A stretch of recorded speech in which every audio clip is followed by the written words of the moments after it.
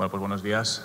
Gracias por asistir a estas primeras jornadas de memoria histórica y democrática. Resistir es vencer, que le hemos puesto. Gracias a Miguel Ángel, que está por ahí, que el técnico de Juventud, que en su día ya le engañamos para que también asumiera un poco tareas, ¿no?, de coordinación de memoria histórica. Gracias a Darío por venir. La consellera de Memoria Democrática llegará un pelín tarde porque hoy precisamente ha habido una entrega de cuerpos de fusilados en Paterna y sabéis que, bueno, desde la consellería en los últimos años hay un esfuerzo de alguna manera por financiar y preocuparse por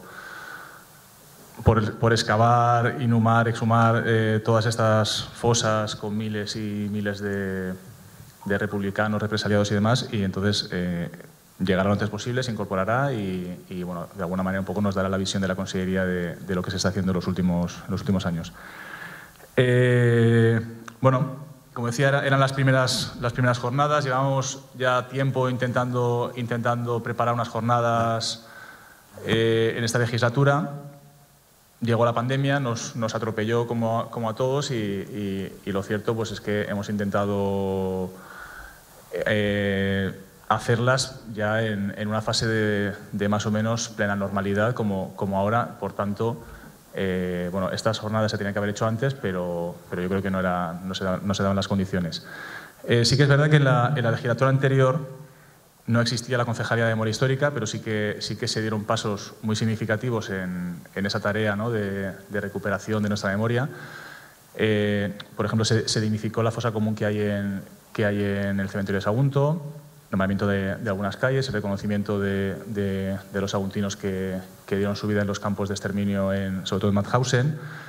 A nivel de cómic también, nosotros desde la Concejalía de Juventud y desde el Festival del Cómic sí que hemos también trabajado el tema de la memoria histórica, pues por ejemplo con la exposición sobre la batalla de Belchite a cargo de Sento,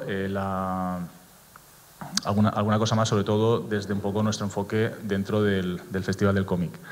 Y en esta legislatura ya, pues bueno, con la Concejalía ya de Memoria Histórica ya legal, digamos, pues que hemos intentado de alguna manera pues seguir esa línea de la legislatura anterior, pero ya de alguna manera con técnico, con presupuesto y sobre todo con las mismas ganas de intentar recuperar esa memoria olvidada. Las jornadas que hoy abrimos tienen de alguna manera tres premisas, ¿no? La primera es dar a conocer toda aquella faena, ese trabajo subterráneo que hemos ido haciendo en esta legislatura. Por ejemplo, esta tarde presentaremos el plan director de los vestigios de la guerra civil del Camp de Morvedre. Está por ahí Carmen, que nos acompañará, que ha sido la persona que ha coordinado y dirigido estos trabajos del plan director, un poco para luego la segunda fase, que es ponerlos en valor y recuperarlos. También incorporamos en estas jornadas el cómic de la jabalina, que es un trabajo que con mucho cariño estamos trabajando desde hace ya un par de años con Cristina Durán y Miguel Ángel Ginerbó, que son premios nacional del cómic y que también presentaremos con la intención de que esté en las librerías ya a principios de año. Y sobre todo la webserie que también presentaremos esta tarde, uno de los episodios, es una webserie con pequeños documentales, 17 en total, que de alguna manera pretende poner en valor la figura de aquellas personas que bueno, se resistieron, ¿no?, a admitir el franquismo y lo pagaron, pues en algunos casos con cárcel e incluso con sus vidas. Bueno, es una webserie que está coordinada por José Manuel Rambla, el periodista local, y lo que se intenta es poner en valor y recuperar esos testimonios, algunos de ellos todavía vivos, pues a través del movimiento obrero, sindical, la Iglesia obrera, el papel de las mujeres en esa represión franquista, los primeros movimientos LGTBI, primeros movimientos culturales durante el franquismo en la ciudad de Sagunto. etcétera, etcétera. Es decir, poner en valor todas aquellas personas que fueron protagonistas de esa represión. Y aquí es cuando hablo de esa tercera premisa, que el hilo conductor de estas jornadas es la represión. La represión que sufrieron miles y miles de personas solo por el hecho de defender las libertades, la democracia y, como decía antes, pues que lo pagaron con cárcel, incluso con su vida. Hemos intentado hacer unas jornadas lo más variadas posibles. Incorporan teatro, cómic, charla, la charla de Carlos, al cual agradezco, no lo veo por ahí, pero yo espero que no se haya ido, al cual agradezco el esfuerzo de venir desde un pueblo de Navarra a presentarnos el trabajo que aquí tenéis. Él también tiene un par de trabajos sobre españoles en Mauthausen, que también recomiendo. También ha trabajado en el mundo del... Bueno, ha incorporado el mundo del cómic también a uno de sus trabajos sobre Mauthausen, y al cual agradezco sobre todo que se haya tomado la molestia de venir a Sagunto a presentarnos su último trabajo. Como decía, cómic también con el libro de la jabalina, un par de visitas a vestigios, una de ellas a los vestigios del Camp de Morvedre y otra de ellas a los vestigios de la línea XYZ en Almenara. Y para acabar estas jornadas ya el 19 de noviembre, si no me equivoco, haremos, en cumplimiento de una moción aprobada en el Pleno de Sagunto, la resignificación de un monolito que se construyó en el 1940 en recuerdo a los caídos en el bando nacional. Pues la intención es resignificarlo y hacer como una especie de pequeño homenaje a aquellas personas, como decía, que dieron su vida por defender la libertad y la democracia. Yo ya me voy a callar, le voy a dar la palabra a Darío, al alcalde, al cual agradezco que nos acompañe aquí hoy y sobre todo invitaros a estas jornadas que bueno, pues desde la novedad de una concejalía que nace en esta legislatura y desde la modestia, yo creo que son unas jornadas bastante ambiciosas, que sobre todo se centran en el aspecto de la represión, pero han intentado tocar de alguna manera todos los palos. Y insisto, muy recomendable la webserie que estamos preparando, que recupera el protagonismo de todas aquellas personas que se resistieron, ¿no?, a aceptar el periodo franquista. Nada más, muchas gracias y recordad que esta tarde si podéis, nos vemos. Gracias.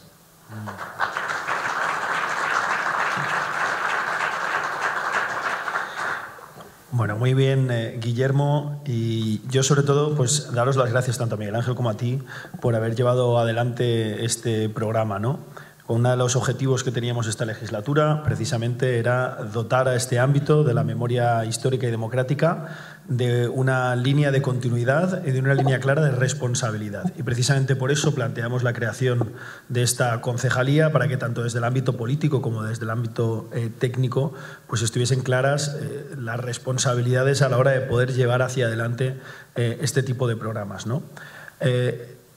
Le decía a Miguel Ángel, la verdad es que el programa que habéis puesto en marcha es un programa amplio, es un programa que incluye muchas actividades y casi que le preguntaba, ¿no?, ¿qué estáis pensando ya para el año que viene? Porque la verdad es que incluye muchísimos aspectos diferentes.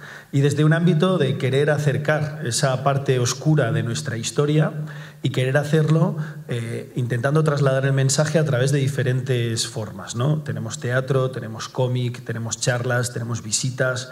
Yo creo que todo ello enriquece también esa posibilidad de poder reflexionar y poder transmitir a todo tipo de personas este mensaje, ¿no? Ese mensaje de que desde luego la guerra civil fue una parte negra de nuestra historia, pero que después hubo una represión franquista de la cual se habla menos. Parece que tenemos un cierto atractivo como seres humanos hacia la guerra y entonces hablamos mucho del momento de la guerra y se habla poco de todas esas décadas ominosas de represión que vivimos en España y que también, por supuesto, se vivió aquí en el Camp de Morvedre, se vivió en nuestra ciudad. Eso forma parte también de la voluntad de querer establecer estas jornadas. A veces hablamos de la guerra civil, hablamos de la represión como algo que ocurrió y que incluso relacionamos más a otros lugares. Guille ha hablado de Brunete, podríamos hablar del Ebro, podríamos hablar de tantos sitios, ¿no? Pero que aquí nuestro municipio como que pasó de aquella forma. No, pasó de aquella forma no. Aquí hubo personas muertas directamente, desde luego en la guerra civil, pero también a posteriori en la represión. Tenemos una fosa, tenemos vecinos y vecinas que, por ejemplo, están en las fosas de Paterna. Todo eso forma parte también de nuestra historia y forma parte de nuestra responsabilidad desde el ámbito público el asegurar que esa historia se cuenta y que la gente es consciente de las aberraciones y del sufrimiento que tuvimos en nuestra ciudad a raíz de la guerra civil y a raíz de esa represión franquista, de esa dictadura terrible que también, por supuesto, sufrimos aquí. Así que ha pretendido estas jornadas intentar aterrizar al máximo posible y conectar con todo lo que es nuestro municipio y con todo lo que es nuestra comarca, ¿no? Hoy hablaremos, y gracias a Carlos, por su trabajo, de campos de concentración, pero también lo aterrizaremos aquí con respecto al Camp de Morvedre, a la situación que se vivió en diferentes momentos. Hablaremos, recuperaremos a lo largo de las jornadas también pues la figura de la jabalina, por ejemplo, una figura también del municipio ligada con todo este ámbito. Hablaremos, visitaremos, ¿no?, los diferentes vestigios que todavía quedan en nuestro municipio para que la gente sea consciente de todo ello.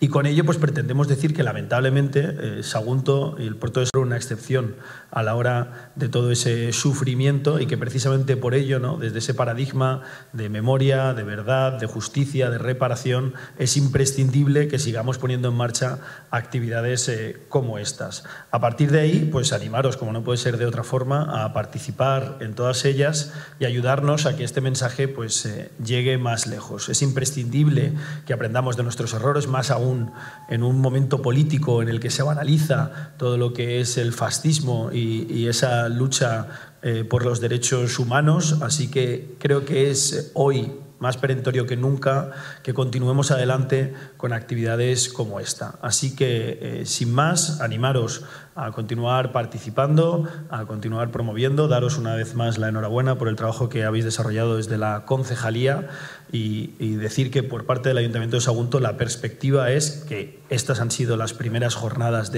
pero que vamos a continuar para que cada año tengamos un encuentro anual en el que sigamos reflexionando, en el que sigamos hablando, en el que sigamos pues explicando todas esas atrocidades que se cometieron y que es imprescindible que hablemos de ellas precisamente para que no solo no vuelvan a ocurrir, sino que tampoco retrocedamos en ninguno de nuestros derechos. Muchas gracias a todos y todas por la asistencia y esperamos que disfrutéis mucho del programa.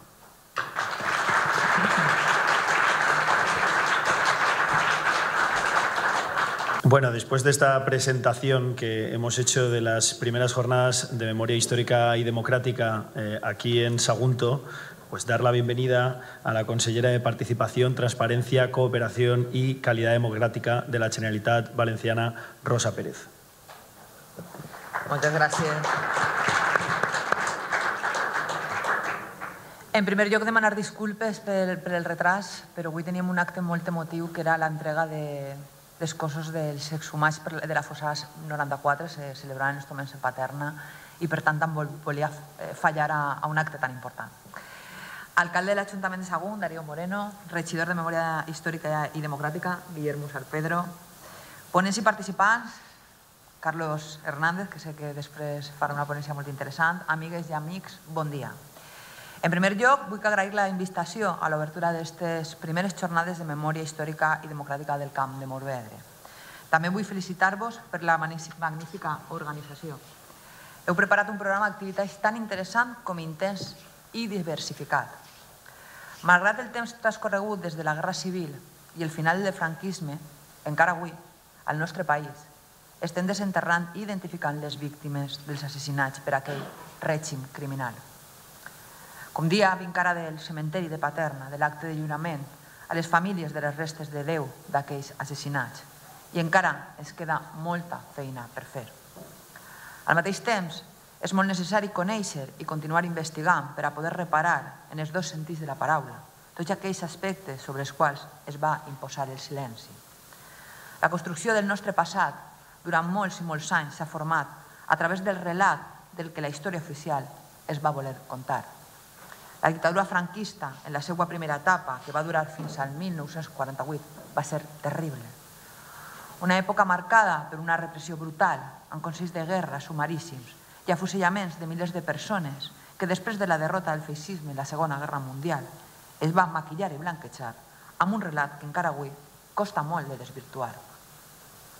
Fins a fa molt poc, la memòria no oficial no ha pogut obrir-se pas i ara per fi la memòria democràtica ocupa el lloc que li correspon després de tants anys d'abandó. Per tant, ara cal respondre a este buit amb tot allò que mai no va poder arribar. Eixa és per a nosaltres la funció de la memòria. I sabem i som conscients que arribem molt tard, massa tard. Jo ho dic avui, ho dic sempre que entreguem les restes de fosses que han sigut exhumades, que damunt es costa 3 o 4 anys, que som conscients que arribem molt tard perquè això és una lluita que varen començar en un primer moment les dones, perquè majoritàriament varen ser homes, i que varen continuar els fills i les filles. I malauradament, com dic, la majoria de fills i de filles no ho van a poder veure. Per tant, per això no volem perdre ni un segon en fer totes aquestes polítiques de memòria, de justícia i de reparació que, com jo dic, se haurien d'haver fet fa moltíssims anys. Jo sempre demano disculpes a les famílies per aquesta via crucis que han tingut que passar durant dècades per algo tan honrós i tan natural i tan de respectar el sentiment humà com és tindre les restes dels seus sers estimats. Les marques del passat contenen no sols l'estigma del que ha succeït, l'empremta de la devastació. També inclouen el deute de tot el que ens va ser arrabassat, de totes les expectatives que es van quedar sense realitzar. No podem oblidar que el país pel qual lluitaven les víctimes de la repressió franquista era un projecte de progrés i de llibertat. La memòria democràtica l'hem de construir entre totes i entre tots. En aquest sentit, al llarg de les jornades tindreu el privilegi de comptar amb l'experiència impagable d'un testimoni de primera mà, a la intervenció de Francisco Martínez, Quico, conegut com l'últim guerriller antifranquista. Ha sigut oblidat durant molts anys, a Quico, aquells que hem treballat la memòria democràtica quan no se treballava des de les institucions. A mi sempre m'agrada donar molt les gràcies a tota la societat civil, a totes aquestes associacions memorialístiques que durant els anys de desmemòria que ha tingut l'administració, ells han mantès aquest treball. I ahir tenim el nostre Quico, que a més, l'any passat, precisament el 9 d'octubre, li donaren la medalla d'or de la Generalitat Valenciana. Com a comunitat humana tenim la necessitat i l'obligació de recordar, perquè com a ciutadans i ciutadanes tenim la responsabilitat de garantir la transmissió d'esta experiència del passat a les persones que construiran el futur. És part essencial d'una educació democràtica basada en valors com la pau i la convivència. Com deia Quico en una entrevista que li varen fer en 2018, és preocupant perquè hi ha gent preparadíssima però que ignora el que han viscut els seus avis i àvies. Saben el que van fer els romans o els grecs, però no el que va succeir en la història recent, de la qual ells són el producte. I això també ho he dit moltes vegades, no? Jo soc d'una generació que en el col·legi no ens ensenyaren el que va passar en aquest país, que després passarem a l'institut i tampoc ho varem aprendre en les aules. I després, com a professora de facultat durant moltíssims anys, jo me donava compte que els meus alumnes estaven a punt de llicenciar-se, ara se graduen, i no sabien absolutament res del que havia passat en la nostra història més recent i més vergonyosa. Per això, ni podem oblidar totes aquelles persones que, com ell, van lluitar en defensa de la llibertat i la democràcia. Perquè darrere les víctimes i el patiment dels seus familiars i amics està tot el que van voler i no va poder ser un país de progrés, bon dia, i de llibertat. Recordem, per a no repetir, volem que la gent recorde i sàpiga el que va passar en aquest país com a millor garantia de no repetició. Hem de dir sempre i reconèixer i tindre clar que malauradament els drets no avancen d'una manera lineal i no sempre anem a més. I precisament la història del nostre país això ens recorda. Per tant, moltes generacions d'ara que han nascut ja en democràcia donen determinats drets per consolidats. I jo crec que cal recordar-los el que va passar per a que tinguen clar que els drets poden anar cap arrere. Què pensarien les nostres àvies quan del 31 al 39 varen començar a conquerir drets i li s'anava a dir que després del 39 anaven a ser persones de segona? La recuperació de la memòria no és només recordar-los i retre's homenatge, també implica la reivindicació de tots els avanços que van produir en pocs anys gràcies a la Segona República. la millora de l'índex d'alfabetització, els drets laborals, les condicions de vida dels jornalers, la sanitat pública, la separació entre Iglésia i Estat, el paper de les dones i tantes altres més. Amb ella recuperem el deute de tot el que es va ser arrabassat, de totes les expectatives que es van quedar sense realitzar. Esta és la memòria del que vam voler esborrar, una història de progrés i llibertat que ens anima a continuar avançant. Fidels a este deute, volem expressar públicament el nostre reconeixement a les víctimes de la Guerra Civil i la repressió franquista i als seus familiars que han hagut de viure el seu patiment soterrat baix un mur de silenci. 85 anys després, necessitem recuperar i mantenir la seva memòria per justícia, però també com a garantia d'un futur millor. Si tot el món sapera el que ha passat en aquest país, segurament ara no tindríem a l'extrema dreta en les institucions o en els governs. Per això és tan vergonyós que en aquest país continuen existint fosses comunes amb víctimes sense identificar. Com també és una vergonya que en molts casos els familiars hagin hagut de fer-se càrrec del cost de les exhumacions, fins que començarem a fer-ho des de les institucions, concretament començarem en el 2016 des de la Diputació de València. Un dels principals objectius sobre els quals estem treballant és que el País Valencià siga un territori lliure de fosses. En aquest context, el nostre projecte de recuperació de la memòria democràtica passa actualment per la consecució de 3 pilars fonamentals. La recuperació dels cossos que encara es troben en fosses comunes, us tinc que dir que hem avançat moltíssim i en aquests moments pràcticament tenim programat finalitzar en totes les fosses comunes. La creació d'un cens públic de les víctimes de la guerra, de la dictadura i de la transició i la constitució d'un banc de dades públic perquè tota persona interessada pugui trobar els seus familiars desapareguts, també especialment en el cas dels nadons robats durant la dictadura, un tema prou silenciat i deixat de costat, mentre hi ha moltíssimes famílies que duen molts anys intentar buscar els seus fills i les seues filles. De la mateixa manera, també és necessari preservar els espais de la memòria perquè perduren en els nostres pobles i donen testimoni de la nostra història recent. En aquest sentit, són molt importants projectes com el Pla Director de Patrimoni Immoble de Defensió de la Guerra Civil de Sagunt, que es presentarà així esta vesprada. Com no podria ser d'una altra manera, vull posar en valor totes les accions que s'han dut a terme des del moviment memorialista des de fa moltíssim temps, com deia abans.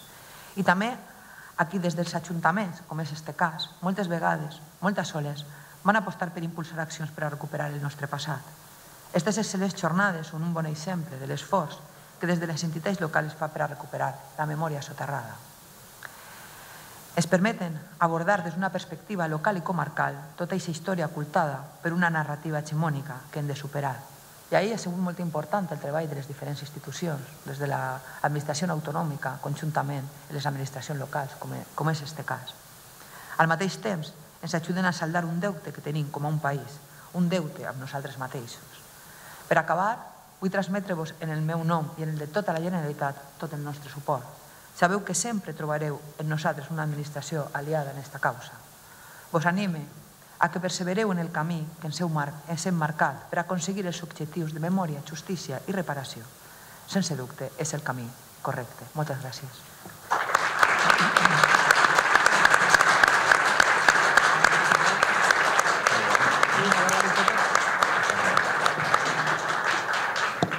Bueno, muchas gracias, Rosa. Lo cierto es que cuando comenté ya con Rosa lo de las jornadas, hablo del 2019, lo que pasa es que luego, pues como decía antes, vino la pandemia y tal, y Rosa me dijo, cuenta conmigo, lo que pasa es que bueno, se ha ido retrasando esta visita y la verdad es que agradezco porque entre lo de Paterna de hoy sé también que tenía otra agenda política y personal que ha dejado un poco de segundo lado para venir aquí.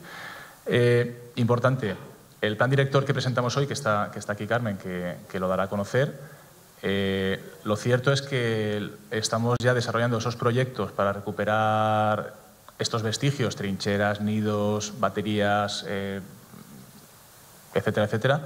Lo cierto es que va a cargo de una muy generosa subvención que nos ha dado la Consellería y pues por eso quería de alguna manera ponerlo en valor y agradecerlo. Voy a presentar muy rápidamente a Carlos. Ya hemos hablado antes Darío y yo un poco de la importancia de su presencia en estas jornadas.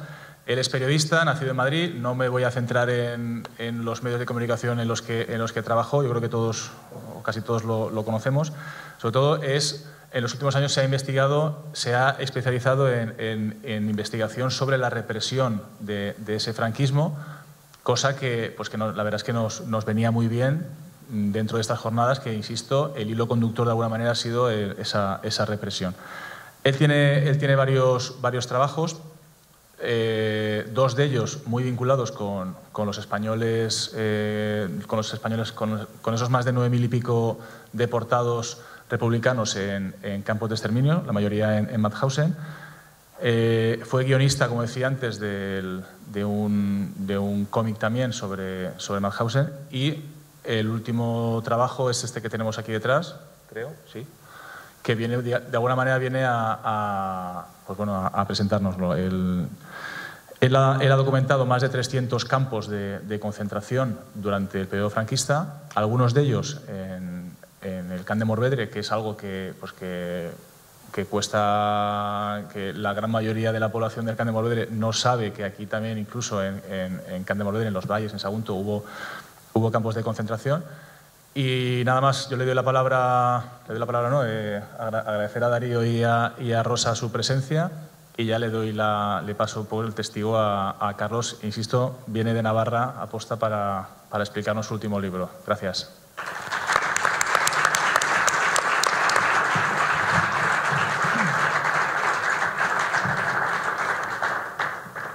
Muy buenos días. Bueno, lo primero de todo, muchísimas gracias al Ayuntamiento de Sagunto por invitarme, alcalde Darío, concejal Guillermo, Miguel Ángel Martín, que me ha estado persiguiendo durante mucho tiempo para que pudiera estar hoy aquí, y que le agradezco especialmente todas las gestiones que he tenido que decir, que no han sido pocas. Gracias, consejera, también por tus palabras y por estar aquí, ¿no? Que para mí también siempre es un orgullo. Y os quería dar las gracias, sobre todo, en este caso, a las dos instituciones por el trabajo que hacéis. Porque es que todavía en este país, que somos una especie de burbuja en la Europa y en el mundo democrático, una burbuja en la que parece que actos como este son actos casi radicales, actos de revolucionarios, actos de gente que quiere remover el pasado, reabrir heridas, en fin, ese tipo de tonterías que hemos escuchado tantas veces. Cuando se sale de la burbuja de España, de esa burbuja que en el tema de memoria histórica, en el tema de historia, estamos inmersos casi todos, es cuando te das cuenta de que precisamente lo normal es esto. Esto es lo que ocurre desde 1945 en toda la Europa democrática, que la gente se reúne para conocer los horrores del fascismo, para conocer el sufrimiento de las víctimas y para brindarle homenajes a las víctimas. Y lo que no es normal es que se critiquen este tipo de políticas, que incluso se boicoteen el que se intente sacar los restos de las víctimas del fascismo de las fosas comunes, o que se intente todavía permitir que haya símbolos fascistas, calles dedicadas, por ejemplo, a la División Azul, nada menos que a aquellos combatientes que lucharon a favor del nazismo bajo la bandera de la esvástica y después de haber prestado juramento a Adolf Hitler, ¿no? Con lo cual, esa es mi primera reflexión. Este tipo de jornadas, que espero además, si son las primeras, que desde luego que haya muchísimas más, seguro que sí, que tienen un programa que me facilita el Ayuntamiento y que me parece fantástico. Tengo muchas ganas de ver esa webserie que vais a estrenar muy pronto. Esto es lo normal en todo el mundo democrático, y esperemos que de aquí a unos años consigamos que sea también lo normal en este país. Y de hecho quería empezar un poco por contaros por qué alguien que... Yo no soy historiador, soy periodista, me he metido en este tema de la investigación histórica. Yo fui periodista parlamentario durante 10 años, estuve en el Congreso de los Diputados, luego fui corresponsal de guerra en sitios como Afganistán, Irak, Kosovo, Palestina, que os aseguro que es mucho menos peligroso que ser periodista parlamentario. O sea, lo del periodismo político sí que en este país, bueno, yo creo que en todos, eso sí que ahí no sabes por dónde te vienen las balas, y te vienen de arriba, de abajo o de la espalda muchas veces, ¿no? Bueno, ¿por qué después de eso y de otras cosas, otros tumbos que he dado por el mundo, me dediqué, de golpe hago un cambio y me dedico a la investigación histórica a partir de 2012? Pues os confieso, por cabreo, por puro cabreo. Todo parte de una historia personal. Un tío mío, tío abuelo mío, muy querido, se llamaba Antonio Hernández. Cuando yo era muy niño, venía todos los veranos desde Francia a Madrid, a mi casa de Madrid. pasaba allí pues un mes, ¿no? Con mis padres, con mi hermano, conmigo, y a mí me marcó mucho porque fue una especie de una figura del abuelo que nunca tuve por circunstancias, y traía además, estoy hablando de los últimos años del franquismo, los primeros de la democracia, una luz, un amor por la cultura y por la libertad que no eran nada habituales en aquellos tiempos. Bueno, yo era muy canijo, pero a mí aquello me marcó profundamente, ¿no? Ese hombre para mí fue algo muy, muy especial. Y yo en aquel tiempo escuché en mi casa que había estado en un lugar llamado Mauthausen, pero yo no sabía que era Mauthausen, nadie me lo había contado. En mi casa tampoco me lo contaron. Esa desmemoria de la que hablaba Rosa, de esos alumnos, ¿no? Bueno, pasados los años, cuando él ya había muerto, es cuando empecé a saber lo que significaba Mauthausen. Y decidí que en algún momento, cuando tuviera un parón profesional o el tiempo suficiente, investigaría la historia de ese tío mío. Una investigación para mí, para mi familia, para saber cómo pudo acabar en un campo de concentración nazi. Y ahí es cuando empezó todo. Eso ocurrió a finales de 2011-2012. Empecé a investigar la historia de mi tío, descubrí muchos datos y descubrí sobre todo que había habido otros 9.300 españoles y españolas que habían estado en los campos de concentración nazis, 5.500 de ellos que habían sido asesinados en la cámara de gas, devorados por los perros, apaleados, etcétera, que habían muerto exactamente igual que los judíos, y yo no sabía nada de ellos. A mí me habían contado la historia del Holocausto. Yo sabía que había habido un Holocausto contra los judíos, había visto series en televisión, documentales, me habían hablado de ello en la escuela, en el instituto, pero ni en la escuela, ni en el instituto, ni en la universidad, en la Facultad de Periodismo, ni siquiera en los medios de comunicación en los que había trabajado más de 20 años, había escuchado prácticamente nada sobre este tema y ya por extensión sobre lo que fue la represión franquista, nuestra dictadura y la historia que pasó en este país desde 1931. Y ahí empezó todo. Ahí es cuando tuve ese sentimiento de cabreo porque me sentí engañado. O sea, sentí que durante años y años, generaciones y generaciones de españoles nos han estafado, nos han privado de conocer la historia de nuestro país, la historia real de nuestros pueblos y, por extensión, la historia real de nuestras familias. A mí me robaron el derecho a darle un abrazo a mi tío, sabiendo dónde había estado, preguntarle por su experiencia e incluso agradecerle, porque si él acabó en Mauthausen fue por luchar contra el fascismo, primero en España y después en Europa. De tal manera que eso fue lo que me llevó a la primera investigación, dejarla de lado esa idea de que era una investigación personal, convertirla en algo ya exhaustivo profesional, y el primer libro sobre Mauthausen. Y fijaros, tuve el privilegio de entrevistar a varios supervivientes, cerca de 20 supervivientes españoles, ya todos han fallecido, de los campos de concentración nazis. Dos de ellos me dijeron: Carlos, esto está muy bien, pero cuando acabes tienes que investigar los campos de concentración que hubo en España, que son todavía más desconocidos que los campos nazis. Y decidí recoger el guante. Con lo cual, un poco el fruto de todo esto que os he contado es la investigación de la que os voy a hablar hoy. Una investigación que tiene dos partes muy definidas, ¿no? La principal es la archivística, los documentos. Todo lo que cuento en el libro sobre cómo se construyó el sistema de campos de concentración franquistas parte de documentos oficiales del ejército franquista y de la dictadura. Es decir, no hay términos subjetivos, no viene esto por informes de la República que puedan estar manipulados, ni por propaganda de izquierda. No, son los propios documentos franquistas los que nos dicen que en España hubo más de 300 campos de concentración, con nombre y apellidos, así llamados campos de concentración. Bueno, con todos esos documentos es el grueso del libro y el grueso de la investigación. Pero es verdad que no sabríamos cómo se vivió realmente en el interior de los campos de concentración sin otra parte importante, que son los testimonios de quienes allí estuvieron. Guardianes también, porque tuve la suerte de acceder al testimonio de algunos guardianes, y una inmensa mayoría de testimonios de prisioneros de esos campos de concentración. Sin esos testimonios, insisto, no sabríamos la verdad, porque, como es normal, los regímenes totalitarios no dejan huellas de todos sus crímenes y de todas las barbaridades en los documentos oficiales. Si tuviéramos que saber lo que ocurrió en los campos nazis solo por los documentos de la Alemania de Hitler, sabríamos la centésima parte de lo que ocurrió en su interior. Eso solo lo podemos saber a través de los testimonios. ¿Y qué es lo que nos dicen esos testimonios sobre los campos de concentración franquistas? Bueno, que la vida y la muerte en los campos era horrible. Quizás lo peor para los prisioneros, lo que más recordaban, lo que más me transmitieron, fue el miedo a ser asesinados en cualquier momento.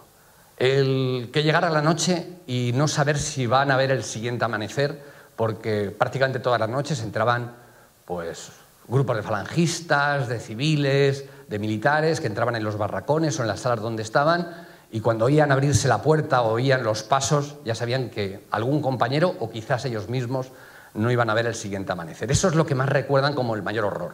Y a partir de ahí, lo segundo es el hambre. Un hambre atroz que provocó cientos de muertos en los campos de concentración franquistas. Y seguimos con la lista. Sed, enfermedades, falta de asistencia sanitaria. No había prácticamente ningún campo. Enfermeros, sanitarios, botiquín. Parasitación de los prisioneros. Estaban parasitados, llenos de piojos especialmente y también de pulgas, lo cual también acrecentaba la posibilidad de enfermedades. Y, por supuesto, malos tratos, vejaciones, humillaciones y demás.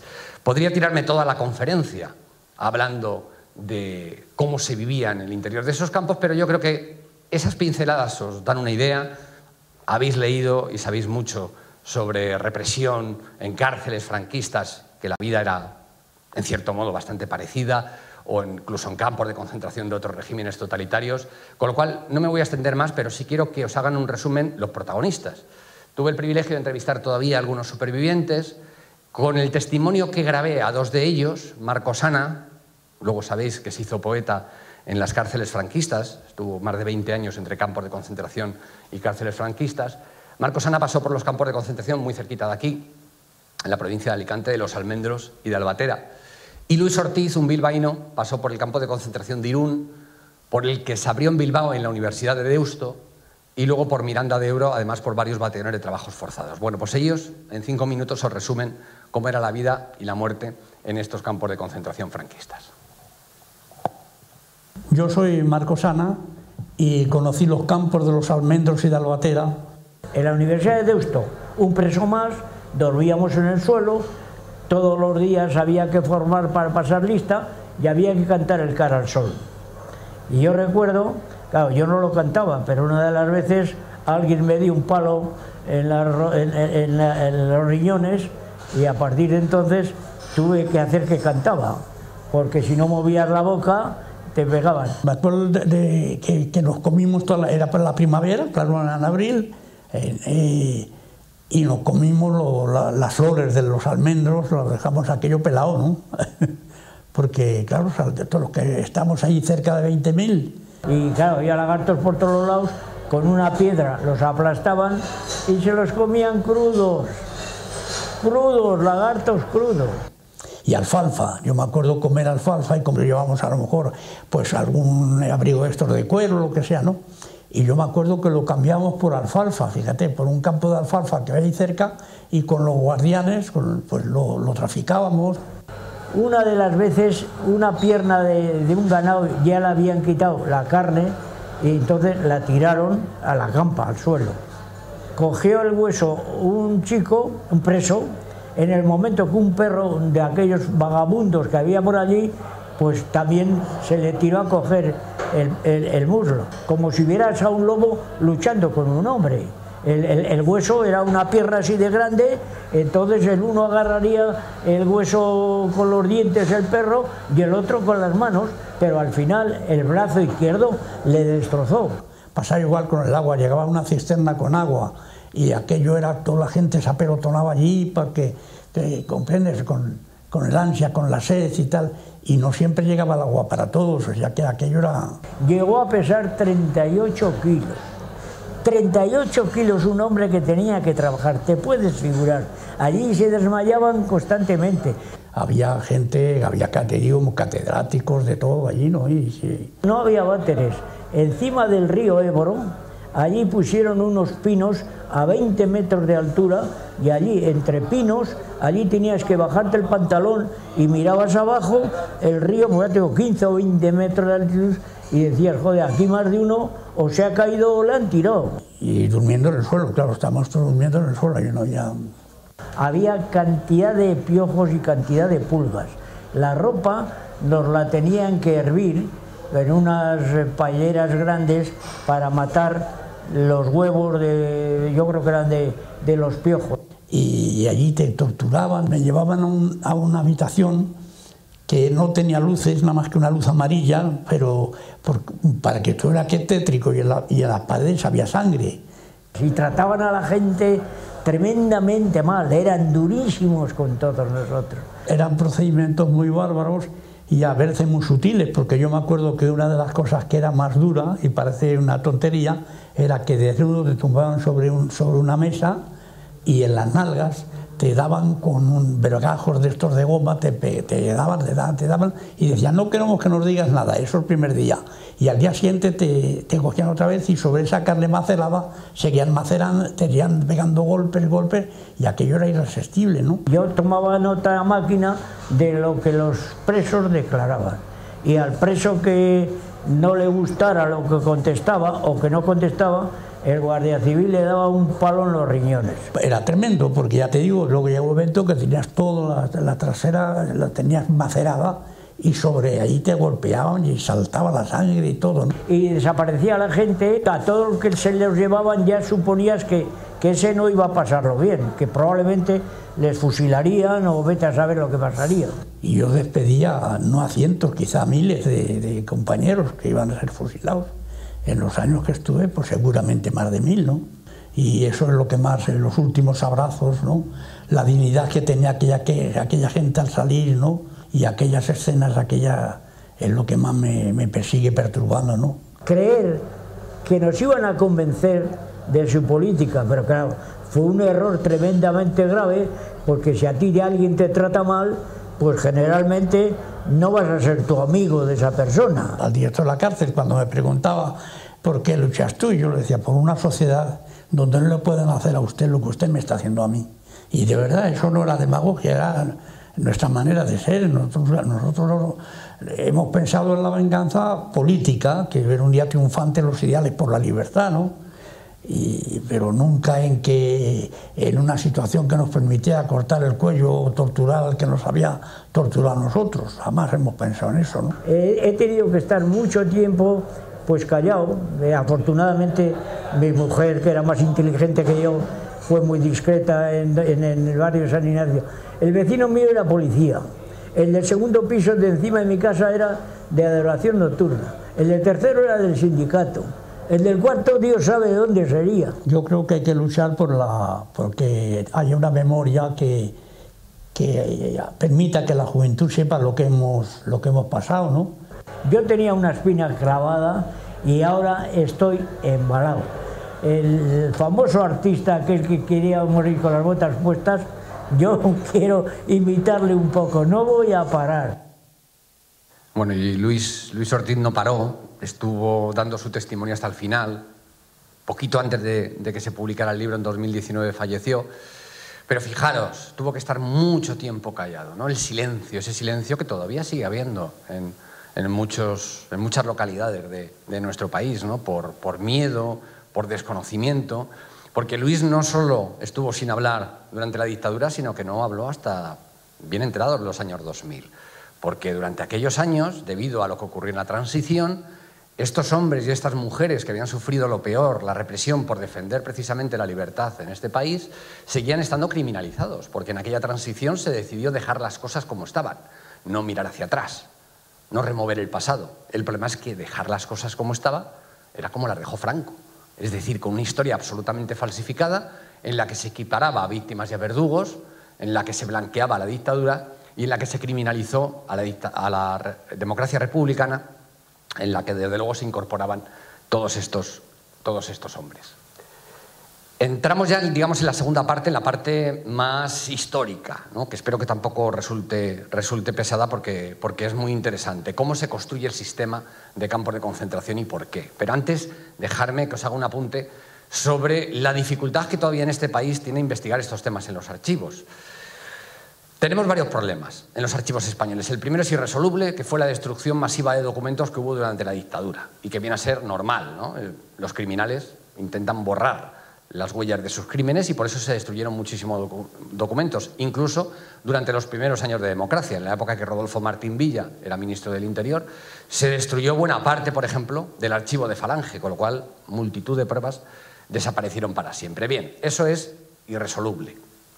Pero hay otras cosas que sí tienen solución y que no se les ha puesto los debidos medios, por lo menos hasta muy recientemente en algunas comunidades autónomas, que es dotar a los archivos de medios materiales y humanos para que esos documentos que están ahí sean analizados a fondo y sean puestos a disposición de los investigadores. Yo tengo, después de muchos años visitando archivos, amigos en archivos militares importantes que me confiesan que siguen teniendo decenas y decenas de cajas repletas de documentos que ni siquiera han podido abrir todavía, de documentos de la dictadura, y que no han podido abrirlos por falta de personal.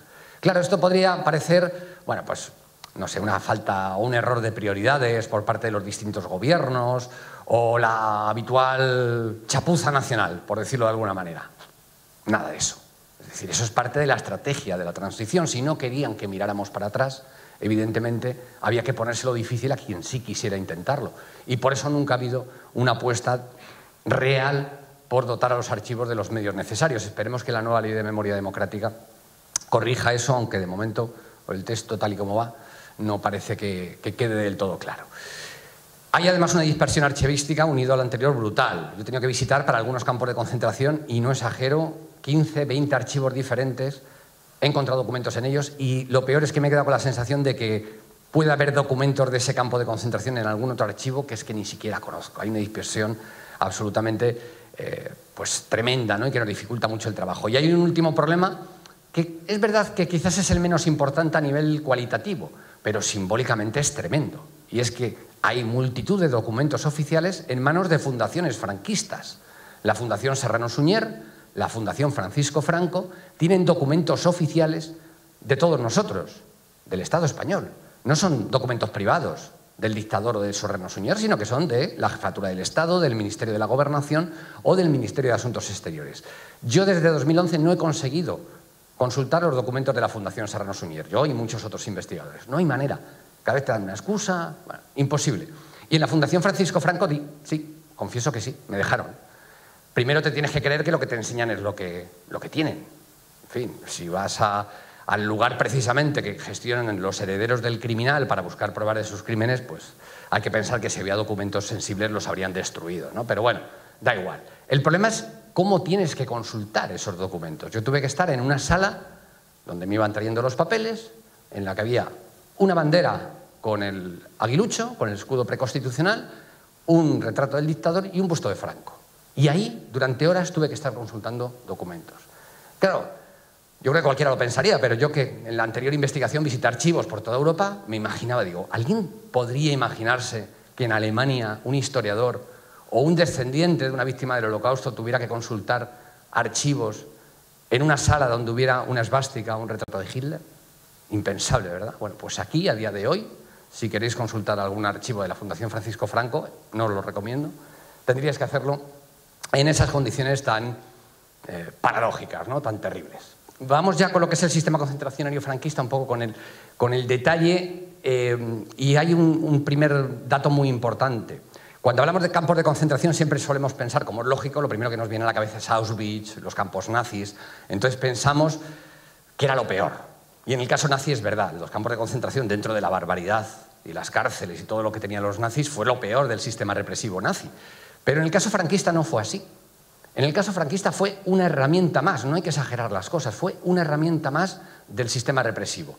Tan dura como las cárceles o como otras unidades de redención de penas por el trabajo, como el Patronato de Redención de Penas por el Trabajo, es decir, una herramienta más en ese infinito aparato represivo.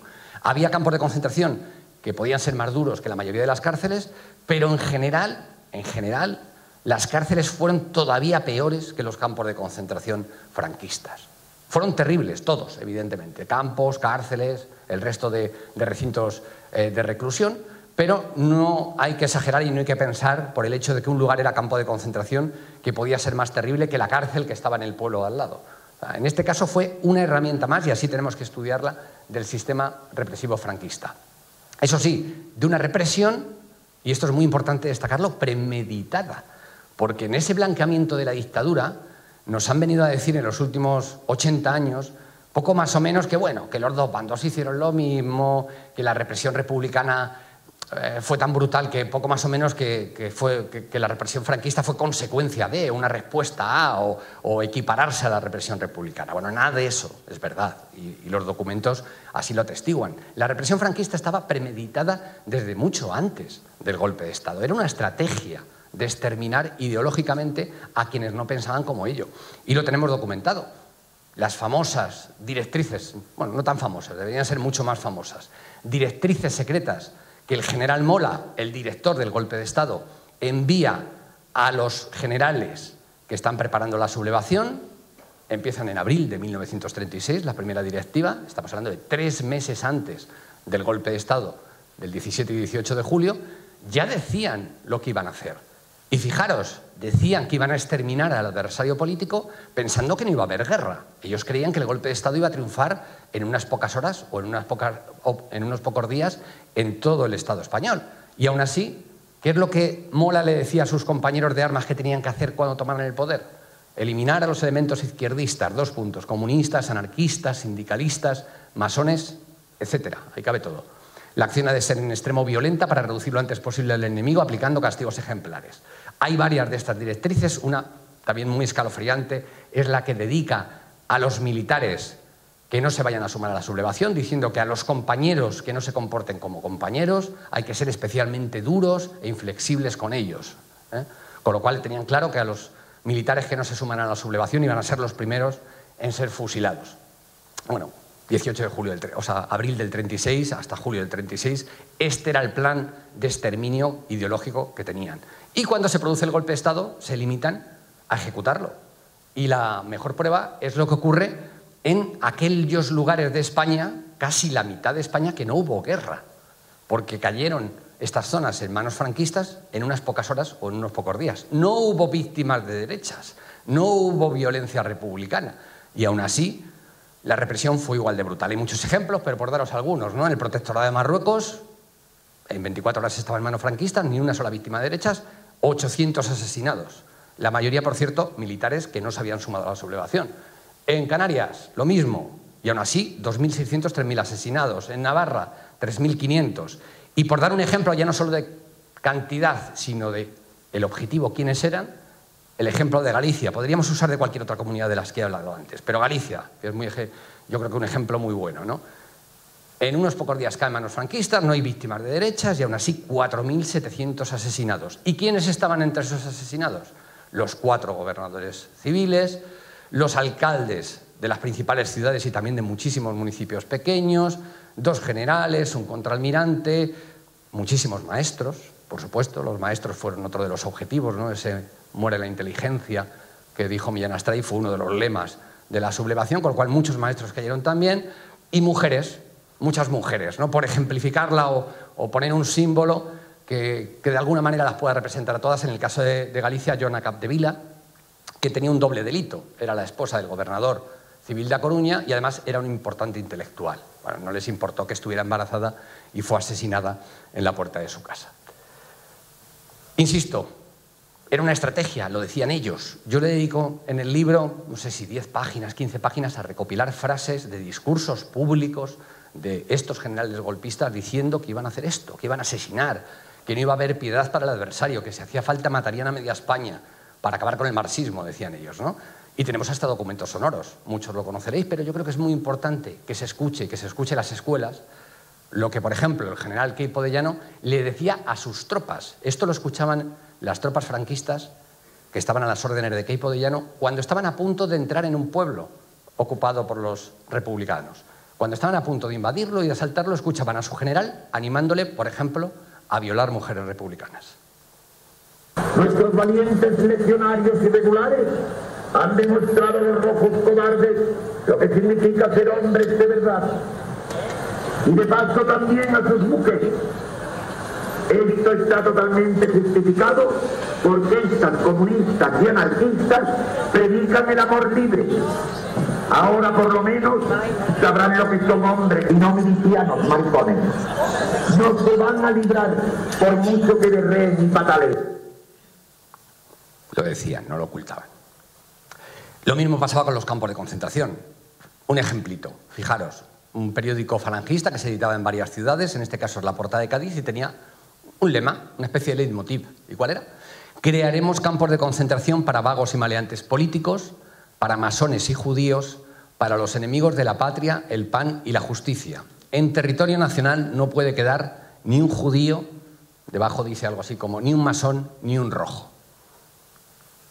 Declaración de intenciones. Eso también dice mucho de ese clima antisemita profundo que había entre los sublevados, que también se ha blanqueado muchísimo. Se ha llegado a decir que Franco salvó a miles de judíos y, en fin, mentira.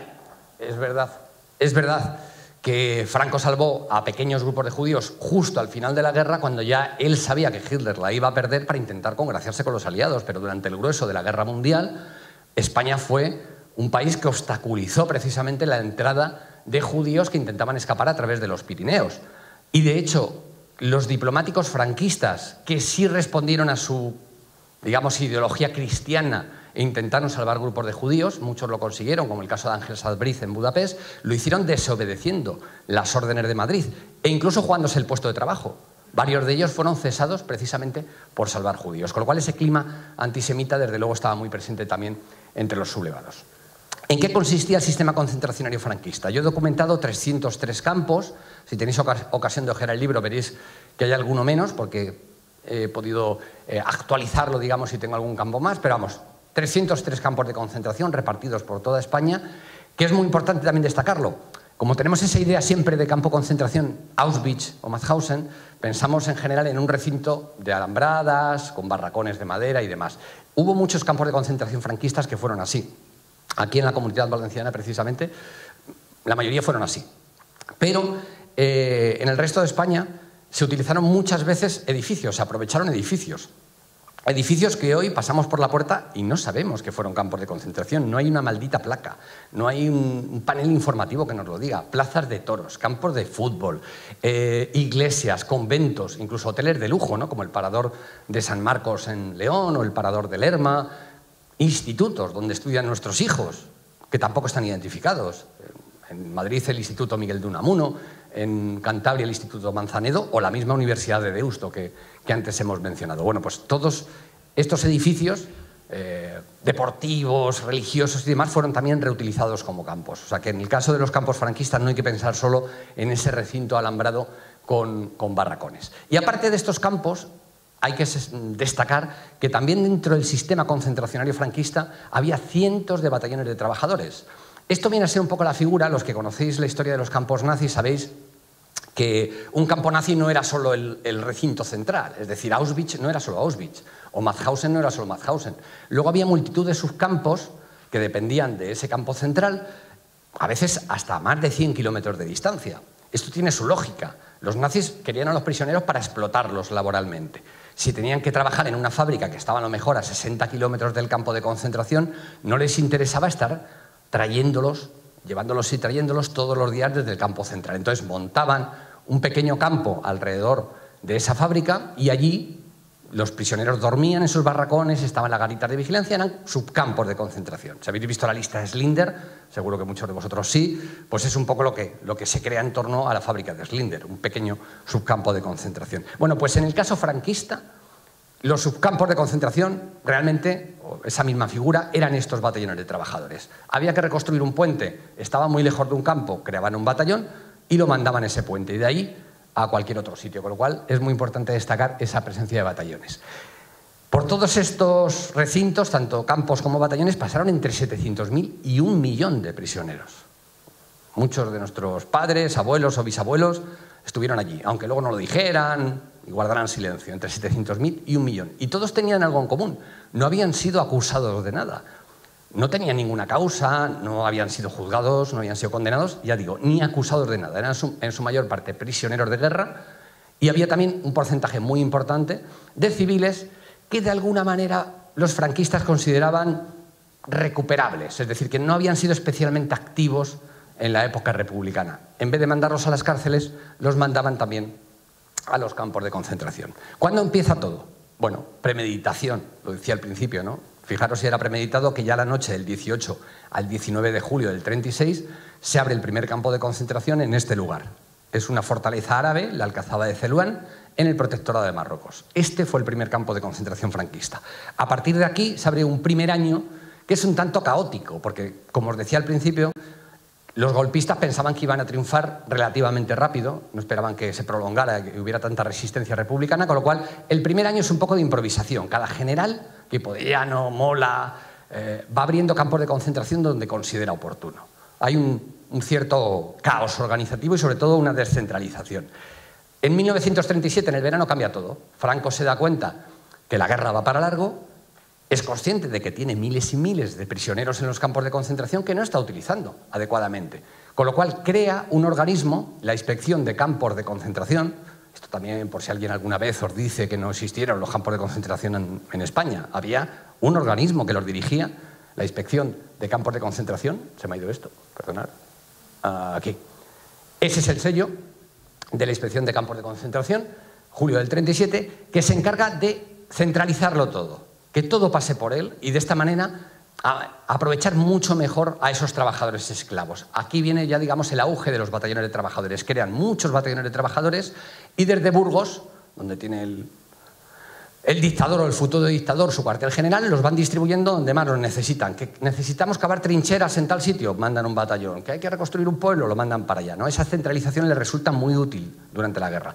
Bueno, luego se produce un periodo breve, en abril especialmente, en marzo también, cuando ya se produce la gran debacle republicana, en marzo y abril de 1939, que caen tan cantidad de prisioneros que Franco tiene que abrir otra vez la mano, descentralizar y dejar a cada militar, casi a cada oficial, que abra un campo de concentración donde considere oportuno. Eso es lo que ocurre, de hecho, luego hablaré de ello, aquí en el País Valencia. Enseguida, en mayo del 39, ya después de la guerra, vuelve otra vez la coordinación, o sea, la Inspección de Campos vuelve a tomar el mando y a coordinarlo todo, y ya se produce un periodo que no acaba hasta 1948, porque claro, los campos de concentración, algunos intentan convencernos de que fue una cosa de la guerra. Bueno, es verdad que su auge fue durante la guerra, pero los dos últimos campos de concentración no cerraron hasta 1947, o sea, 8 años después de finalizar la guerra, y el último batallón de trabajos forzados vinculado a los campos de concentración se disolvió en 1948. O sea, que la historia de los campos no finaliza hasta entonces. Sí es verdad que hay una evolución estética, yo la llamo estética. ¿Por qué? Porque Franco tenía que jugar muchos equilibrios a nivel internacional. Después de la guerra, España está destrozada, el ejército español está destrozado, y él teme que, aunque es un aliado fiel de Hitler y de Mussolini, que han sido decisivos para que le ganara la guerra, bueno, pues teme que en una situación de debilidad los aliados puedan invadir España. De tal manera que intenta no provocarles, y una de las cosas que hace es, bueno, pues gestos como para dar la impresión de que está suavizando la represión. De puertas adentro la represión es igual o más brutal, pero de puertas afuera hace algún gesto. Uno de ellos, bueno, cerrar la mayor parte de los campos de concentración en noviembre del 39. Pero aún así sigue habiendo campos, decenas de campos, abiertos, como digo, hasta 1947 y 1948. Ahí termina la historia oficial de los campos franquistas, porque ya nunca abren un recinto que le llamen así, campo de concentración. Pero como periodista me parecía que había algo que quedaba incompleto si no se recordaba que a partir de ese momento se siguen abriendo recintos con otros nombres. Yo ya no los menciono en el libro, no van en el listado, porque no eran campos de concentración oficiales, no están entre los 303. Pero bueno, abrieron otros recintos, y es bueno saberlo, que eran exactamente igual. Podría daros muchos ejemplos, pero os doy uno que me parece muy significativo. Fijaros el nombre que le dieron: Colonia Agrícola Penitenciaria, de Tefía, en la isla de Fuerteventura. Bueno, aquí encerraron a cientos de hombres. Era un lugar en el desierto de Fuerteventura, alambradas, barracones, malos tratos, humillaciones, trabajo esclavo, bueno, todo tipo de penurias por parte de unos prisioneros que un porcentaje muy alto estaban encerrados solo por ser homosexuales. Pues este campo, esta colonia agrícola penitenciaria, no cerró hasta 1966. O sea, el hombre estaba a punto de llegar a la luna y aquí seguíamos teniendo ese tipo de recintos. Y de hecho las últimas unidades de redención de penas por el trabajo, es decir, de trabajos forzados, estuvieron operativas hasta la misma muerte del dictador.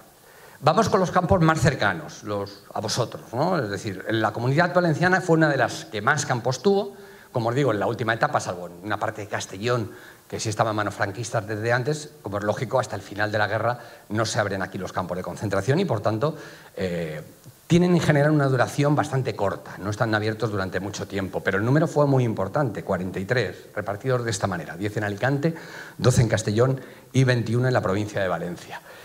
Como os decía, estamos hablando del final de la guerra, con lo cual tiene una peculiaridad los campos de aquí, como ocurre también, por ejemplo, en Murcia, que también cayó al final del todo, o en Madrid, que muchos prisioneros fueron llevados porque habían sido capturados, pero hubo muchos otros que fueron voluntariamente, entre comillas, es decir, habían abandonado las armas. Ya se había rendido la República, bueno, después del golpe de Estado Casado, en fin, todo esto que sabéis, con lo cual muchos lo que hicieron es dejar las armas e irse a sus casas.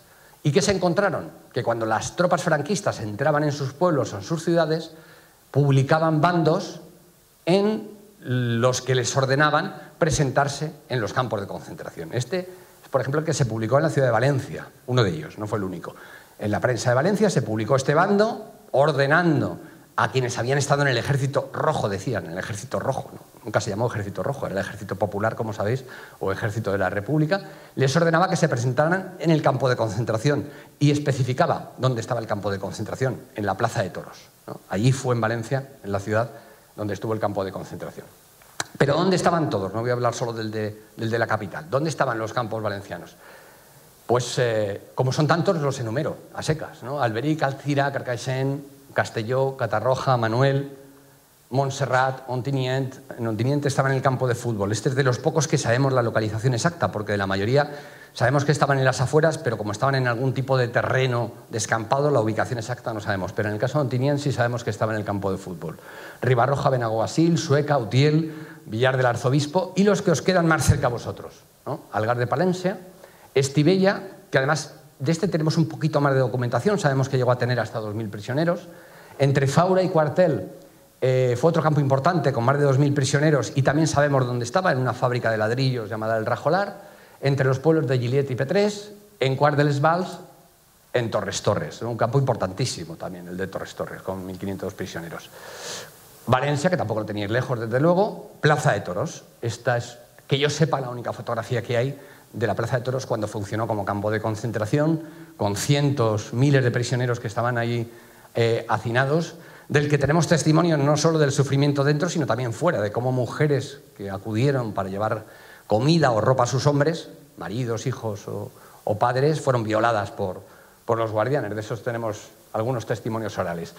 Y otro que quiero mencionar porque también no lo tenéis lejos y fue de los más importantes de la provincia de Valencia, el que estaba en Portacoeli, en lo que es el término municipal hoy de Serra, que no cerró hasta noviembre del 39, que tuvo entre 5.000 y 10.000 prisioneros. De este tenemos muchos testimonios, hay algunos trabajos de investigación muy interesantes, como los que ha hecho los compañeros de la asociación Stanbrook, y que hoy todavía siguen siendo un hospital. Allí sí hay una placa informando sobre el origen y la historia del campo, pero el actual hospital Dr. Moliner es donde estaba el campo de concentración de Portacoeli, que ahí tenéis uno de los documentos. Y tenéis uno aquí, el de Sagunto. Tenemos poquísima información sobre él, poquísima. De hecho, una parte importante se la debemos a una historiadora que nos acompaña, Laura Cardona, que me la facilitó en su día desinteresadamente, que encontró en los archivos municipales de una de las localidades que ella investigaba información sobre prisioneros de ese pueblo que se encontraban en este campo de concentración. Y luego es verdad que sí contábamos ya con testimonios orales de prisioneros que decían haber estado ahí, en la estación de Los Valles, en Sagunto, y que habían sido ahí encerrados y demás. Pero sin documentación yo no me habría atrevido a decir que realmente era un campo de concentración. Sin embargo, gracias a Lara y algún otro documento que encontramos después, tenemos la confirmación absoluta de que hubo un campo de concentración, que fue un campo que debió durar poco tiempo, se debió abrir desde luego a comienzos de abril del 39, y lo más probable es que cerrara en torno al mes de mayo. Pero también a veces nos llevamos sorpresas, y con estos campos de los que hay tan poca información, al final acabamos encontrando documentos que demuestran que duraron mucho tiempo más, hasta el mes de noviembre por lo menos del 39. Y eso sí sabemos también que estaba muy vinculado a otros dos campos, que estaban muy cerca, el de Faura-Cuartel y al de Quart de les Valls. No he hablado de los objetivos porque parece como muy obvio, ¿no? Un campo de concentración, castigar a los prisioneros. Pero es verdad que en el caso franquista había más objetivos. El primero no era como el de los nazis, no había un exterminio masivo, o sea, no había cámaras de gas. No se trataba de matar a la mayoría de los prisioneros. Aquí cada dictador, pues eso, Hitler, Stalin, Franco, o quien queramos decir, cada uno tiene sus circunstancias, su contexto, y cada uno, bueno, pues aplicaba una estrategia y una política de exterminio diferente. En el caso de Franco no tenía un número ilimitado de prisioneros como Hitler, con lo cual su exterminio fue selectivo. Asesinaron principalmente a oficiales del ejército republicano y a aquellos civiles. Os he dicho que a los campos iban los civiles que no habían sido demasiado activos, ¿no? Bueno, a veces descubrían que se les había colado gente que sí era activa y demás. Cuando eran descubiertos, muchas veces porque iban, como antes mencionaba, visitas de falangistas o de vecinos de franquistas de un pueblo, se iban al campo de concentración más cercano a ver si encontraban a algún vecino suyo de los que habían militado en organizaciones republicanas. Y como lo encontraran, lo solían liquidar allí mismo, en los alrededores o camino a su pueblo. Con lo cual sí hubo un exterminio selectivo unido a un exterminio aleatorio por hambre, enfermedades, malos tratos, etc. De hecho, no podemos dar una cifra de víctimas. Un estudio anterior, de 2002, hablaba de un mínimo de 10.000. Creo que se queda muy corta. Yo solo en 15 campos de concentración he documentado 7.500 asesinados por arma de fuego o por hambre, enfermedades y demás. Con lo cual estamos hablando siempre de unas cifras de miles y miles de muertos muy superiores a los 10.000. El segundo objetivo quizás era uno de los más importantes, que era investigar a los prisioneros. Franco no quería que ni uno solo de esos prisioneros de guerra o civiles supuestamente no muy activos saliera en libertad sin haber pagado, si es que había hecho algo, véase hecho algo por haber militado en alguna organización democrática o haber sido especialmente activo durante la República, pues no quería que ninguno saliera libre sin haber purgado sus penas, con lo cual se les investigaba. El procedimiento era muy chusco, muy simple. Se mandaba cartas a sus ayuntamientos, a los ayuntamientos de origen, le decían: aquí tenemos en este campo de concentración a menganito de tal, vecino de su pueblo, prisionero. Mándenos información sobre sus antecedentes políticos. Y de la respuesta que llegara de 4 autoridades, solo 4 eran las que podían contestar: el alcalde, el jefe de la Guardia Civil, el jefe de Falange y el cura del pueblo. Cualquiera de esos 4 podía contestar. De esa información que llegara al campo de concentración dependía el futuro del prisionero. Si la información venía a decir pues, que era realmente un republicano muy activo, era sacado inmediatamente del campo de concentración, enviado a prisión para ser juzgado y fusilado o cumplir largas penas de prisión. Si decía lo contrario, no, es de una familia católica, le obligaron a alistarse, etcétera, etcétera, era puesto en libertad y, si estábamos en periodo de guerra, alistado en el ejército franquista. Y el resto, los que, bueno, llegaba la información y era un republicano pero no especialmente activo o aparentemente no especialmente revoltoso, por decirlo de alguna manera, esos y los dudosos, es decir, los que no se sabía porque no llegaba la respuesta o por cualquier otra razón, todos esos se quedaban en los campos y era con los que se cumplían el resto de objetivos. Explotación laboral, ya he hablado de ella, especialmente en los batallones de trabajadores, aunque también a veces en los propios campos de concentración y en los municipios de alrededor. El propio castigo y confinamiento, que era un objetivo en sí mismo, ya hemos hablado mucho de ello. Y el último, y a mí me parece que es de los más escalofriantes, de los que me he encontrado en los documentos, que es reeducación. Querían reeducarles, lavarles el cerebro. Esto aparece mucho en los documentos franquistas. En los reglamentos de funcionamiento de los campos de concentración y de los batallones de trabajos forzados se decía, por ejemplo, pues yo qué sé, cuántos guardianes tenía que haber, la altura que tenía que tener la alambrada, y se decía, por ejemplo, que obligatoriamente tenía que haber un sacerdote en cada campo y en cada batallón. No se decía nada de que tuviera que haber un médico o un enfermero, pero un sacerdote sí, porque era importantísima esa tarea de reeducación y en ello la Iglesia jugó un papel cómplice fundamental. Y además se establecieron una serie en esos reglamentos de pautas a los comandantes de los campos para hacer esa reeducación. Impartir una serie de horas a la semana de charlas patrióticas, obligar a los presos a ir a misa, comulgar, etcétera, etcétera, y entrar en toda la parafernalia fascista. Tenían que formar delante de la bandera, cantar los himnos, el cara al sol, todos los demás, hacer el saludo fascista, es decir, intentar que, como además estaban muy debilitados física y también moralmente, en ese momento lavarles el cerebro, ¿no? Esta es una estrategia muy similar a la que se da en otros regímenes totalitarios, como por ejemplo el régimen nazi. Y se lo llegaban a decir a los propios prisioneros sin ambajes, lo que querían hacer con ellos. Fijaros, este es un librito que le dieron a los prisioneros del campo de concentración de León, el que estaba en el actual parador de turismo de San Marcos, ¿no? En ese edificio maravilloso de fachada plateresca. Bueno, pues en ese librito había varias páginas en las que les decían a los prisioneros, bueno, pues una serie como de consignas. Era una propaganda muy muy tosca, pero bueno, era la propaganda de la época. Entonces les hablaban del divorcio, de lo malo que era y de que perjudicaba realmente a las mujeres, porque entonces los hombres las iban a abandonar. Hablaba de los puntos de la falange, hablaba de marxismo, lo malo que era, y les decía cómo les querían reeducar, ¿no? Entonces había un apartado que decía, los campos de concentración. Imaginaros que esto es lo que querían que leyera un prisionero que estaba en un campo de concentración. Y les decían, no son solo un redil más o menos cómodo donde estéis encerrados. Aspiramos a que unos salgáis de ellos espiritual y patrióticamente cambiados, otros con estos sentimientos revividos y todos viendo que nos hemos ocupado en enseñaros el bien y la verdad. Se decían abiertamente que el objetivo era enseñarles su bien y su verdad. Bueno, no lo he dicho, pero todas las imágenes del vídeo que habéis visto y todas las fotos que están ilustrando la presentación son de fotos reales de campos franquistas. No hay nada de otros países ni de cárceles, todos son campos de concentración franquistas.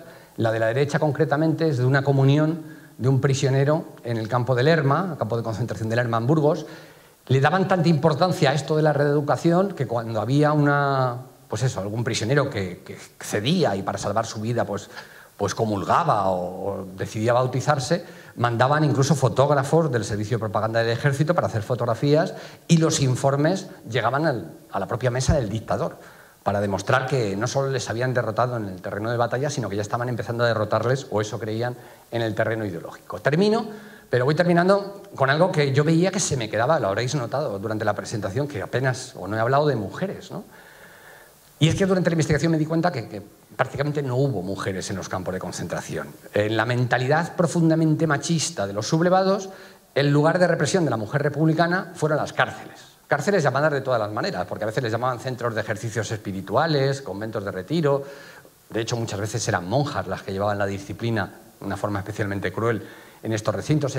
Fueron cárceles donde se ejerció esa represión sobre la mujer republicana. Allí es donde murieron de hambre, fueron maltratadas y donde efectivamente, consejera, donde se produjo el robo de bebés, el inicio de esa operación de robo de bebés, que es una vergüenza que en este país todavía no se haya investigado a fondo ese tema, ¿no? Tenemos documentados o creemos que un mínimo de 30.000 bebés robados, que fue inicialmente un robo ideológico, basándose en las teorías de Vallejo Nájera, el Mengele español, ¿no? Que ya sabéis que hizo todo tipo de experimentos, en este caso psicológicos, con prisioneros de los campos de concentración y de algunas cárceles, que decía que había un gen rojo, que el gen rojo, la forma de extirparlo, era dar una educación, o sea, sacarles, digamos, de esa sociedad, ese contexto y esa educación, bueno, pues él la llamaba, pues eso, revolucionaria y demás, ¿no? Llamémosla, pues, democrática, simplemente, ¿no? Y la mejor forma era robar esos bebés y que fueran educados en familias cristianas, franquistas, etc. Así empezó el robo de bebés durante los primeros años de la dictadura, incluso ya durante la guerra,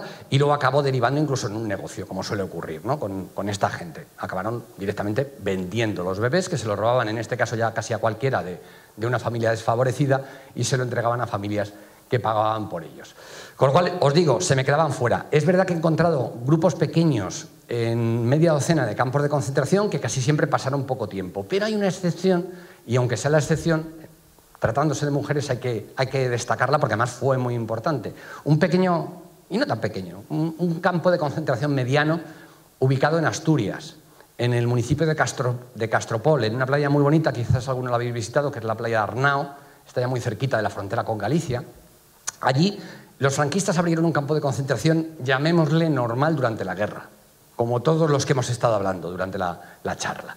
Pero cuando acaba la guerra, lo reconvierten en un campo de concentración para reprimir a la guerrilla antifranquista, al maquis, ¿no? Gente como Kiko, que lo vais a tener por aquí dentro de poco tiempo. Esa guerrilla que fue realmente la resistencia, ¿no? Yo lo decía ayer, digo, bueno, ojalá tratemos alguna vez como se merecen a los guerrilleros, porque al final fueron igual de héroes que la resistencia que luchó contra los nazis en Alemania. Bueno, pues este campo de concentración se dirigía a reprimir a la guerrilla antifranquista que ya luchaba desde los montes de Asturias, de León y de algunas otras zonas, ¿no? Pues bien, ¿qué ocurría? Que realmente si a un guerrillero le capturaban, no le llevaban aquí. Si a un guerrillero le capturaban, o le mataban en el monte o se lo llevaban a una cárcel para juzgarlo y matarlo, o en el mejor de los casos, si tenía suerte, que pasara bastante tiempo en la cárcel. Entonces, ¿quiénes se encerraban aquí? Pues nos lo dicen otra vez los propios franquistas. Esto es un listado muy amplio, esto es un extracto solo, un listado muy amplio que se conserva del ejército franquista que controlaba ese campo de concentración, y hay un listado de prisioneros y el motivo por el que fueron encerrados. no sé si llegáis a verlo, os lo leo yo mejor. Los nombres son Amalia, Consuelo, Felicidad, Bárbara, María, Benjamina. Hay algún hombre, Cayetano, pero la mayoría son mujeres. Herminia, Celestina, Delfina, etcétera, etcétera, etcétera. Y pone el motivo. En el primer caso pone ayuda y suministro a los huidos. Se suponía que esa mujer estaba ayudando a la guerrilla. Bueno, pero a partir de ahí dice familiar de huidos. Iden de Iden, Iden de Iden, Iden de Iden, Iden de Iden. Luego, bueno, meten otras causas de propagandista, desafecta, no sé qué, y vuelven familiar de huidos, Iden de Iden, Iden de Iden, Iden de Iden. Es decir, la inmensa mayoría de las mujeres que encerraron en este campo de concentración fueron encerradas solo por ser esposas, madres o hijas o hermanas de guerrilleros, y muchas veces ni siquiera guerrilleros, o sea, de republicanos que no se sabía dónde estaban, podían haber muerto en el frente o haber estado en el exilio francés, pero como podían estar en la guerrilla, las reprimían a las familias encerrándolas aquí, a veces incluso con sus hijos de corta edad que no tenían dónde dejarlos y tenían que ir al campo de concentración con ellos. Tenemos documentada la presencia de niños de hasta 8 años de edad en este campo. El final tendría que ser la liberación. Es lo normal, ¿no? Los que no mueren acaban en libertad, pero en este caso no hubo una liberación real. Nunca tuvieron una libertad real, ¿no? Quienes salían de los campos o de las cárceles primero tenían que regresar al lugar en el que residían el 18 de julio del 36, para que sus vecinos, si tenían que ajustar alguna cuenta con ellos, la ajustaran. Con lo cual algunos fueron otra vez reprimidos, encarcelados, etcétera, etcétera, ¿no? Después siempre estuvieron señalados, marcados. Y hay un detalle muy importante en todo lo que es la represión franquista, que aquí también se ve, que es de los que falta por investigar, de los más olvidados, y que en mi opinión es uno de los que pesan mucho, mucho, mucho en quienes nos dicen que no miremos hacia atrás, que fue el expolio económico. Robaron las tierras, las casas, los negocios, las empresas de los republicanos, no de todos, pero de muchos de ellos. Empresas que hoy son grandes empresas y cotizan en el IBEX 35, proceden en muchas ocasiones del expolio a, en este caso, empresarios, o sea, gente de alto nivel, republicana, que lo perdieron. Ese expolio económico llegó hasta lo más bajo, con lo cual estos hombres y mujeres que regresan de los campos y las cárceles se encuentran con que en muchos casos encima tienen ese suplicio añadido y se encuentran además con que no encuentran trabajo, les han despedido. Fijaros, Luis Ortiz, ese bilbaíno que salía en el vídeo, me contaba cómo en el 44, 5 años después de haber pasado por campos, batallones, le dan por fin la libertad, vuelve a Bilbao, va a su empresa, él era un obrero especializado, y en la empresa le dicen que, vamos, que empieza a trabajar al día siguiente, pero que necesita que lleve un papel firmado y sellado por el sindicato único, el sindicato franquista, ¿no? Claro, Luis se fue al sindicato franquista y el falangista que le atendió, esto me lo contaba Luis, bueno, con una gracia y una amargura, una mezcla de las dos cosas, ¿no? Me decía, bueno, y el falangista que él me decía, dice, después de ver allí, tenía mis antecedentes y me dice, ese trabajo no es para gente como usted. Para gente como usted tengo otro tipo de trabajos. Por ejemplo, si quiere, puede dedicarse a bajar los muertos desde las casas a las calles para que los recojan las carretas. Ese es el tipo de trabajo para gente como usted. Así me lo contó Luis, ¿no? Y de hecho Luis estuvo más de un año sin conseguir trabajar y al final consiguió que le sellaran el papel, sobornando al falangista. Me decía, joder, tuve que estar luego meses, años, devolviendo el dinero que había pedido prestado para poder sobornar a aquel falangista. Con lo cual, como digo, nunca fueron del todo liberados. Y aún tuvieron un último castigo, que yo creo que jornadas como estas, trabajo como el que se está haciendo desde la consejería, desde el ayuntamiento, pues contribuyen a paliarlo, ¿no? Que nunca es tarde, ¿eh? Nunca es tarde. Cuando a veces dice, muy tarde para el homenaje, no, nunca es tarde. Si no se ha hecho antes, muy mal, pero coño, hagámoslo ahora, no nos lamentemos de que no se haya hecho antes, ¿no? Ese último castigo fue el olvido. Estos hombres, estas mujeres, durante el franquismo obviamente tuvieron que estar callados, ocultos, ignorados, criminalizados, pero en democracia se les siguió olvidando, se les siguió tratando, vamos, con absoluta indiferencia cuando no se siguió manteniendo esa criminalización como hemos hablado. Me podría extender mucho sobre ello, pero no lo voy a hacer. Pero sí os voy a dar un ejemplo de lo que para mí, o un ejemplo que simboliza lo que ha sido la lucha por la memoria en este país. Y es el mapa que tenéis ahí. Es un mapa que elaboraron, vamos, que dibujaron los prisioneros del campo de concentración de la Manzanera, la Plaza de Toros de Logroño, que fue campo de concentración durante varios años. Bueno, pues los oficiales franquistas se les ocurrió hacer estos mapas, obligarles a pintarlos, y luego lo que iban haciendo era poner banderitas rojigualdas, demostrando que las tropas franquistas iban avanzando mucho y que las republicanas iban retrocediendo. Intentaban así minar la moral de los prisioneros todavía más, ¿no? Bueno, pues ese mapa se quedó ahí. Acabó la guerra, el campo siguió funcionando, pero en noviembre del 39 cerró. Con el tiempo empezaron las corridas de toros, llegó la democracia y empezaron los conciertos y el mapa seguía ahí.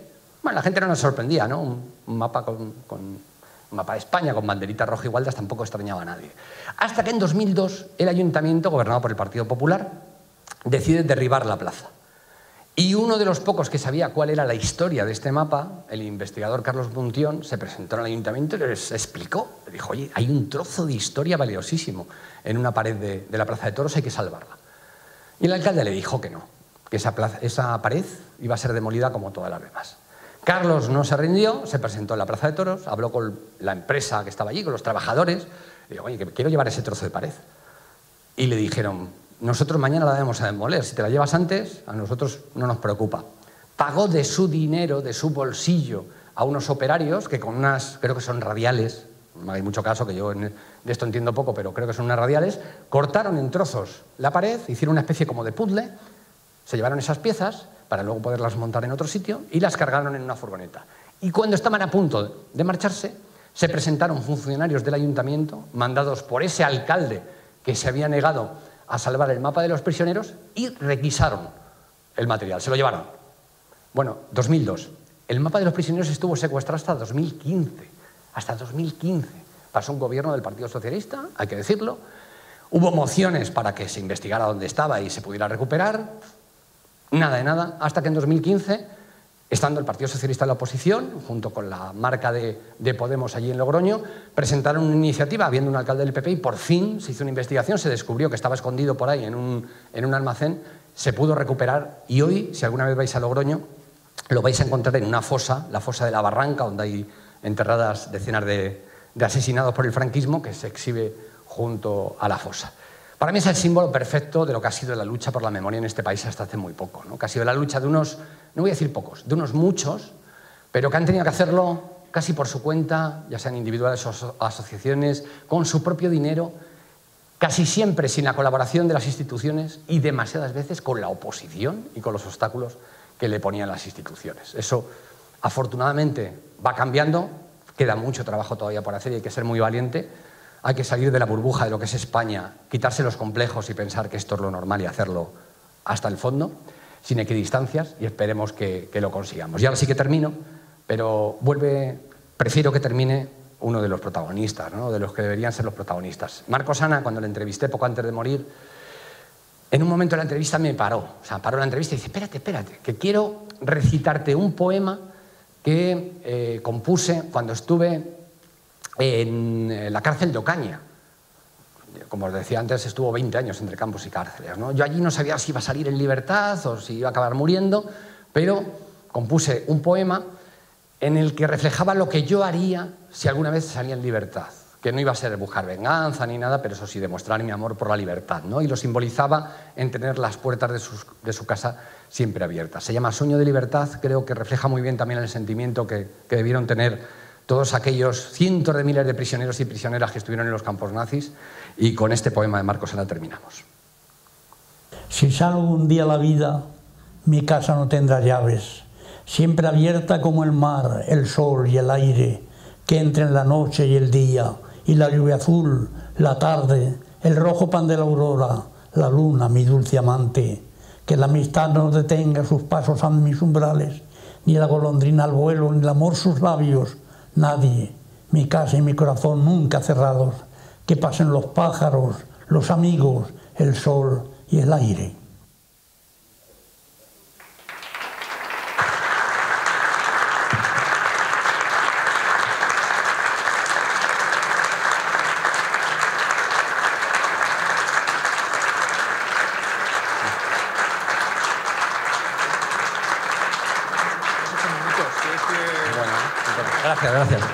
Gracias. Podemos dedicar unos minutillos si alguien tiene algo que decir, que criticar, que cuestionar o que añadir. Encantadísimo de la vida. Por allí no sé si tenemos micrófono o si no, habla alto. Bueno, yo quería hacerte una pregunta porque tengo una grandísima duda. Has hablado de campos de concentración locales, has hablado de los valles, de algunos puntos que conocemos todos por cercanos, pero en cambio no has mencionado la existencia de un depósito de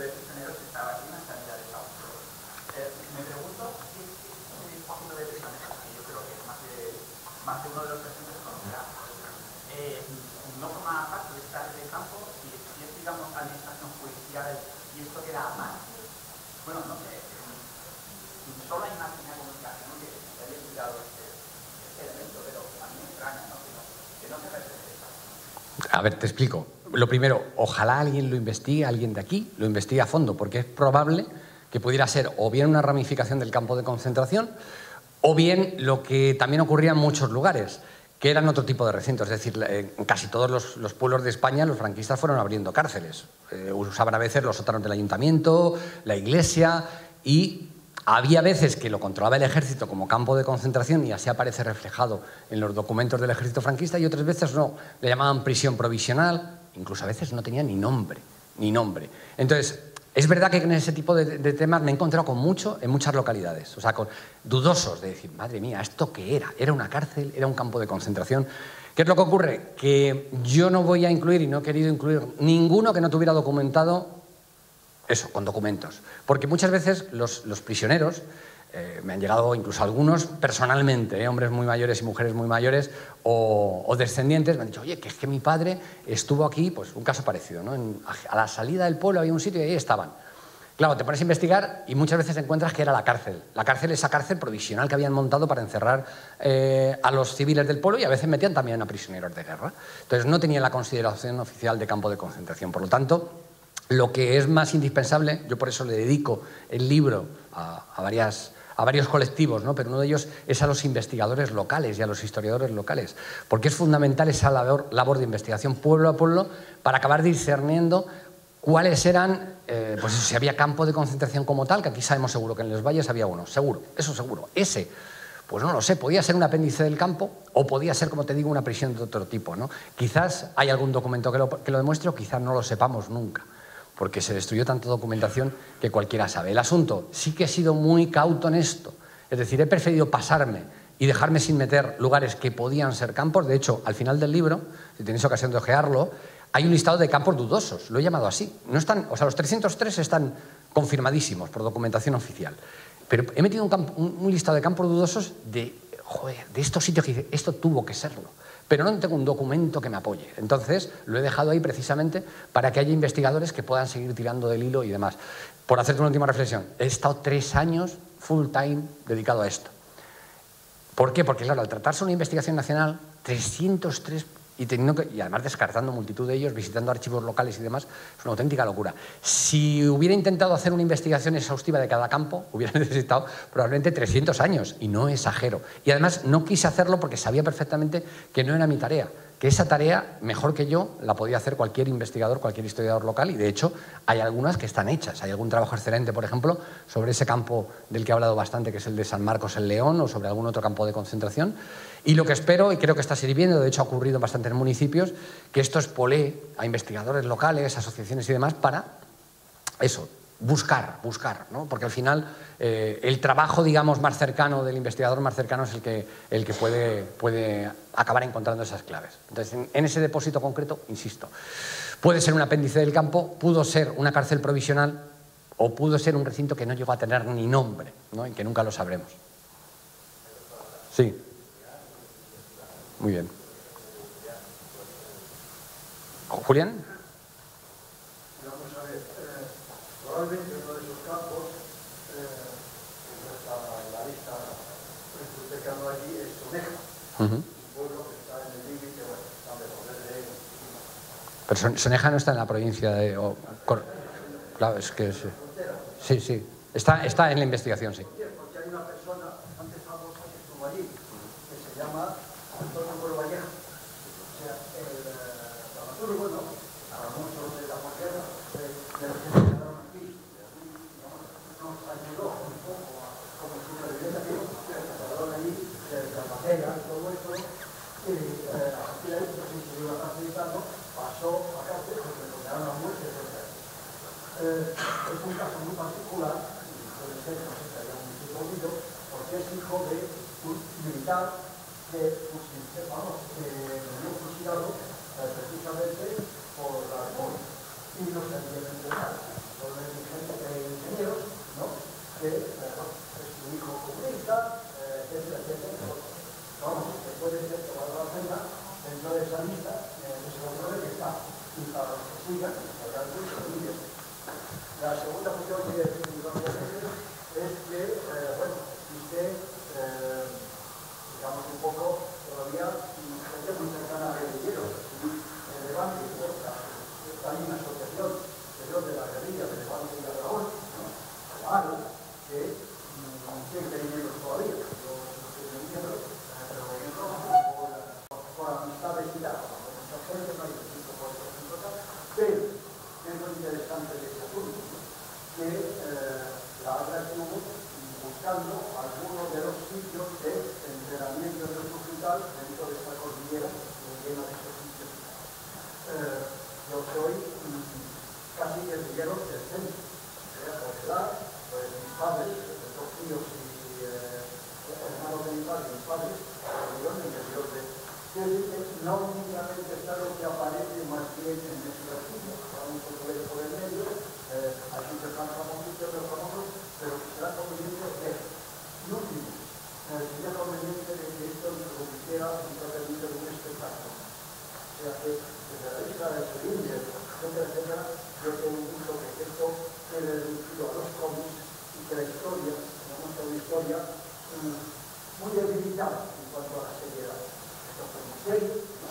Pero lamentablemente, para las futuras generaciones, una de las maneras de normalizar es hacer cosas. Y digo un poco de crítica hacia cómo habría que orientar. La educación es una cosa y la falsificación de la historia por el tipo de otros cambios que no se han puesto, que no se han hecho.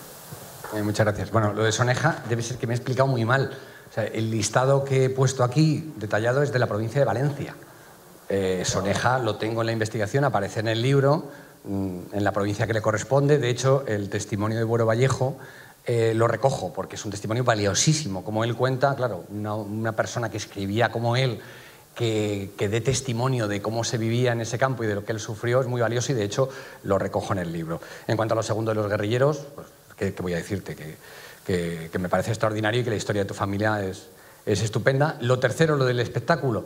Ahí sí que no te entiendo demasiado bien. Es decir, o sea, yo estoy de acuerdo contigo plenamente en que esto hay que ser absolutamente riguroso, exhaustivo y demás. Lo que ocurre es que hay que hacérselo llegar a los jóvenes y, por ejemplo, los cómics me parece una fórmula fantástica para hacérselo llegar a los cómics. Otra cosa es que los cómics se cuenten mentiras. Pero bueno, si alguien encuentra una mentira, que lo diga. Pero si no hay mentiras, es una vía más para hacerles llegar, en este caso, un pedazo de nuestra historia. Os voy a dar un ejemplo que seguro muchos lo conocéis. Una de las herramientas más valiosas para enseñar lo que fue el nazismo es un cómic que se llama Maus, que se ha distribuido y se ha leído por multitud de escolares, no solo en España, quizás en España menos de lo que se debería, pero de todo el mundo, la traducción de Maus. Con lo cual, yo creo que hay que ser serios y rigurosos en los estudios, en las investigaciones, incluso en los cómics, por supuesto, y en cualquier herramienta que utilices para divulgar. No hay que exagerar, si es que no hace falta exagerar, pero ¿qué va a haber que exagerar con la brutalidad que se cometieron aquí durante la guerra y durante la dictadura, ¿no? Pero yo creo que cualquier vía es válida siempre y cuando sea rigurosa para hacer llegar ese mensaje, sobre todo a los más jóvenes. Una cosa, últimamente, mucha gente, digamos, la metieron, digamos, como militares para que conocieran el servicio militar, digamos, en toda la gente que estaba en el bando de... Sí, la mili de Franco. Entonces, importante, porque allí, digamos, se hacía todo este tipo de represión directamente. Sí. Mucha de la gente, digamos, que Franco la sintió utilizar en la frontera con Francia cuando se esperaba, digamos, que... Invasión aliada. Es importantísimo lo que dices, pero fíjate si es importante que yo le dedico una buena parte del libro a hablar de la mili de Franco. ¿Por qué? Porque nos han vendido, otra de las grandes mentiras y falsificaciones que nos han vendido desde entonces, es que la mili de Franco, yo al menos así lo escuché en mi casa, creo que muchos probablemente también, yo la mili de Franco pensaba que era simplemente, oye, los republicanos que habían combatido en el ejército republicano, acaba la guerra, Franco dice, eso no vale. Si teníais que haber hecho la mili y no la habéis hecho, si la habéis hecho solo en zona republicana, no se considera válida y ahora la tenéis que hacer aquí. Y dice, joder, qué fastidio tener que hacer la mili ahora otra vez. Pero es que no era eso. Es que el problema es que si tú no tenías un aval, si tú conseguías un aval que demostrara que tenías un pasado o una familia, incluso que tú eras adepto al movimiento, sí hacías la mili normal, sí ibas a una unidad de artillería, de infantería o de lo que fuera.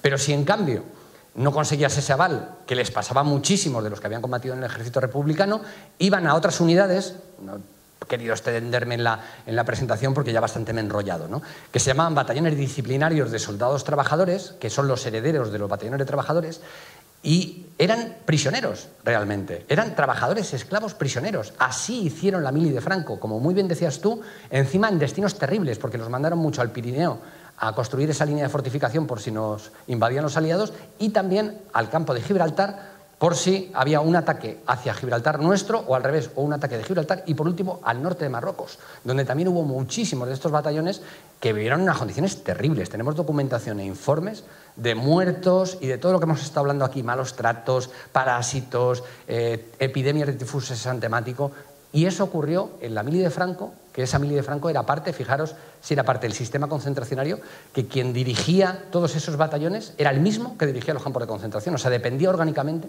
de la inspección de campos de concentración. Vale, tenemos una pregunta, tenemos dos palabras, si os parece, Carlos tiene el taxi ahí esperando, damos 10 minutos. Si la culpa es mía, que me enrollo como las persianas, no es de ellos. Hola. Simplemente quería saber hasta qué punto la comunidad internacional tenía conocimiento de estos campos de concentración, o simplemente miraban para otro lado y consideraban que era un problema interno de España y de Franco y no les importaba, vamos. La comunidad internacional sabía perfectamente lo que estaba pasando aquí. No te voy a decir si sabía, si había 300 campos, no lo sabía, pero que había una represión brutal, que estaban matando, encerrando, reprimiendo, lo sabían perfectamente. Y ese, desde luego, es otro de los apartados que tenemos que recordar. Yo lo digo mucho cuando me invitan en el extranjero, que me encanta. O sea, y me invitan en algún país, en Francia o no sé qué, y allí se lo digo, oye, cuidado, vuestros gobiernos son corresponsables de lo que pasó en nuestro país. Primero, porque en 1936 nos dejasteis solos. No apoyaron a la democracia republicana, hicieron aquello del pacto de no intervención, pero claro, un pacto de no intervención cuando en cambio Alemania e Italia estaba ayudando a Franco. O sea, fue un pacto de intervención que realmente fue un pacto de dejar sola a la democracia republicana. Y no se conformaron con eso, sino que en el 45, cuando ganan la Segunda Guerra Mundial, el único país donde, bueno, en Portugal también, pero vamos, donde perdura un dictador fascista es en España. Y no entran aquí para acabar con Franco. Y hay una explicación, que es lo peor. Y es una explicación geopolítica, ¿no? Ahora que hablamos de la guerra de Rusia, y bueno, siempre que hablamos de política internacional es muy interesante porque al final todos son intereses, ¿no? Bueno, en el caso de lo que ocurrió y por qué no invadieron ni no acabaron con Franco es porque ya el enemigo no era Hitler, ya lo habían derrotado. ¿Quién era el enemigo de las democracias occidentales? Stalin. Y les interesaba más tener un dictador anticomunista, con lo cual anti-Stalin en España, que encima, como estaba en una posición muy débil, le pudieran manejar como una marioneta, que abrir el camino a una democracia, porque no se iba a convertir en una dictadura comunista, pero en fin, que podía ser más incómoda o menos dócil que ese dictador al que podían tener atado. Con lo cual, hay que decirlo claramente, les importó un pepino lo que nos pasara a los españoles. Y en el 45 permitieron que estuviéramos otros 30 y tantos años de dictadura con colaboración, con Plan Marshall y con visitas aquí oficiales de mandatarios de Estados Unidos. Si me permites, Carlos, en primer lugar, darte las gracias por la maravillosa exposición que has hecho y animarte a que te prodigues por muchos más lugares. Sobre lo que estaba comentando el compañero antes, José Ángel, sobre este lugar de presidio, de encierro, aquí en el municipio, era un almacén de naranjas que está en la carretera, la salida de Sagunto, del núcleo de Sagunto hacia Valencia. Hoy en día todavía persiste ese edificio, es un edificio muy sólido y son unos talleres. He tenido la oportunidad de estar dentro y he tenido la oportunidad de conocer y de estar con gente que ha estado encerrada allí, en esos antiguos almacenes. Era más bien una cárcel, como has apuntado tú, porque aquí no había cárcel del distrito. En lo que era la baronía, antes no era tan comarcal, era la baronía, no había una cárcel como tal del distrito, había un depósito, un pequeño calabozo para la gente que se encerraba de paso, pero era muy reducido. Entonces tuvieron que habilitar de todos los pueblos de los alrededores para encerrarlos. Ahí hubo mucha gente encerrada, están cuantificados, lo hemos mostrado, y de allí los sacaban al ayuntamiento donde hacían los consejos de guerra. Vale. Por eso no está, porque no era como tal campo. Y solamente, para terminar, apuntar que el campo de concentración de Portaceli, en Serra,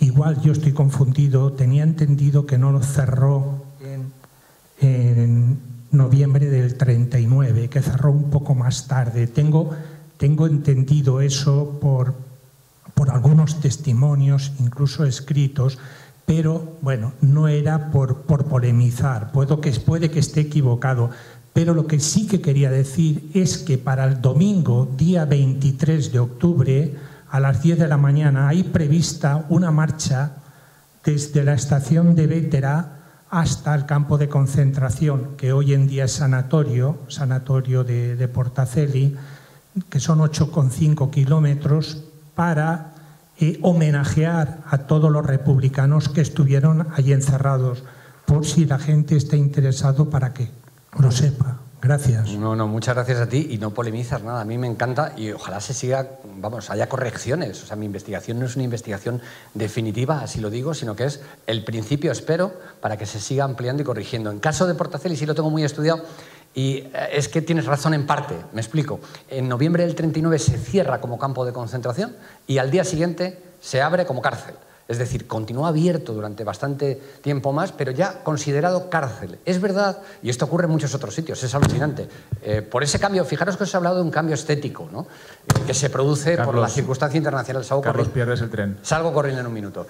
Por esas circunstancias internacionales y ese interés, digamos, en congraciarse con los europeos. Pero me lo he encontrado no solo en Portaceli, que de la noche a la mañana deja de ser campo de concentración, y así hay documentación, y pasa a ser cárcel, y me lo he encontrado, por ejemplo, fijaros, en el aeropuerto de La Bacoya, en Santiago de Compostela, había un campo de concentración para construir el aeropuerto.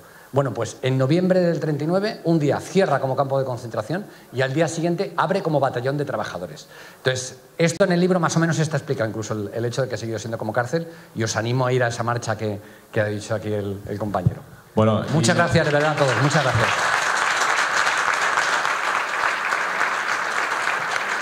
Y yo os animo a que vengáis esta tarde a la presentación del plan director y de la webserie Rastros y Rostros. Gracias.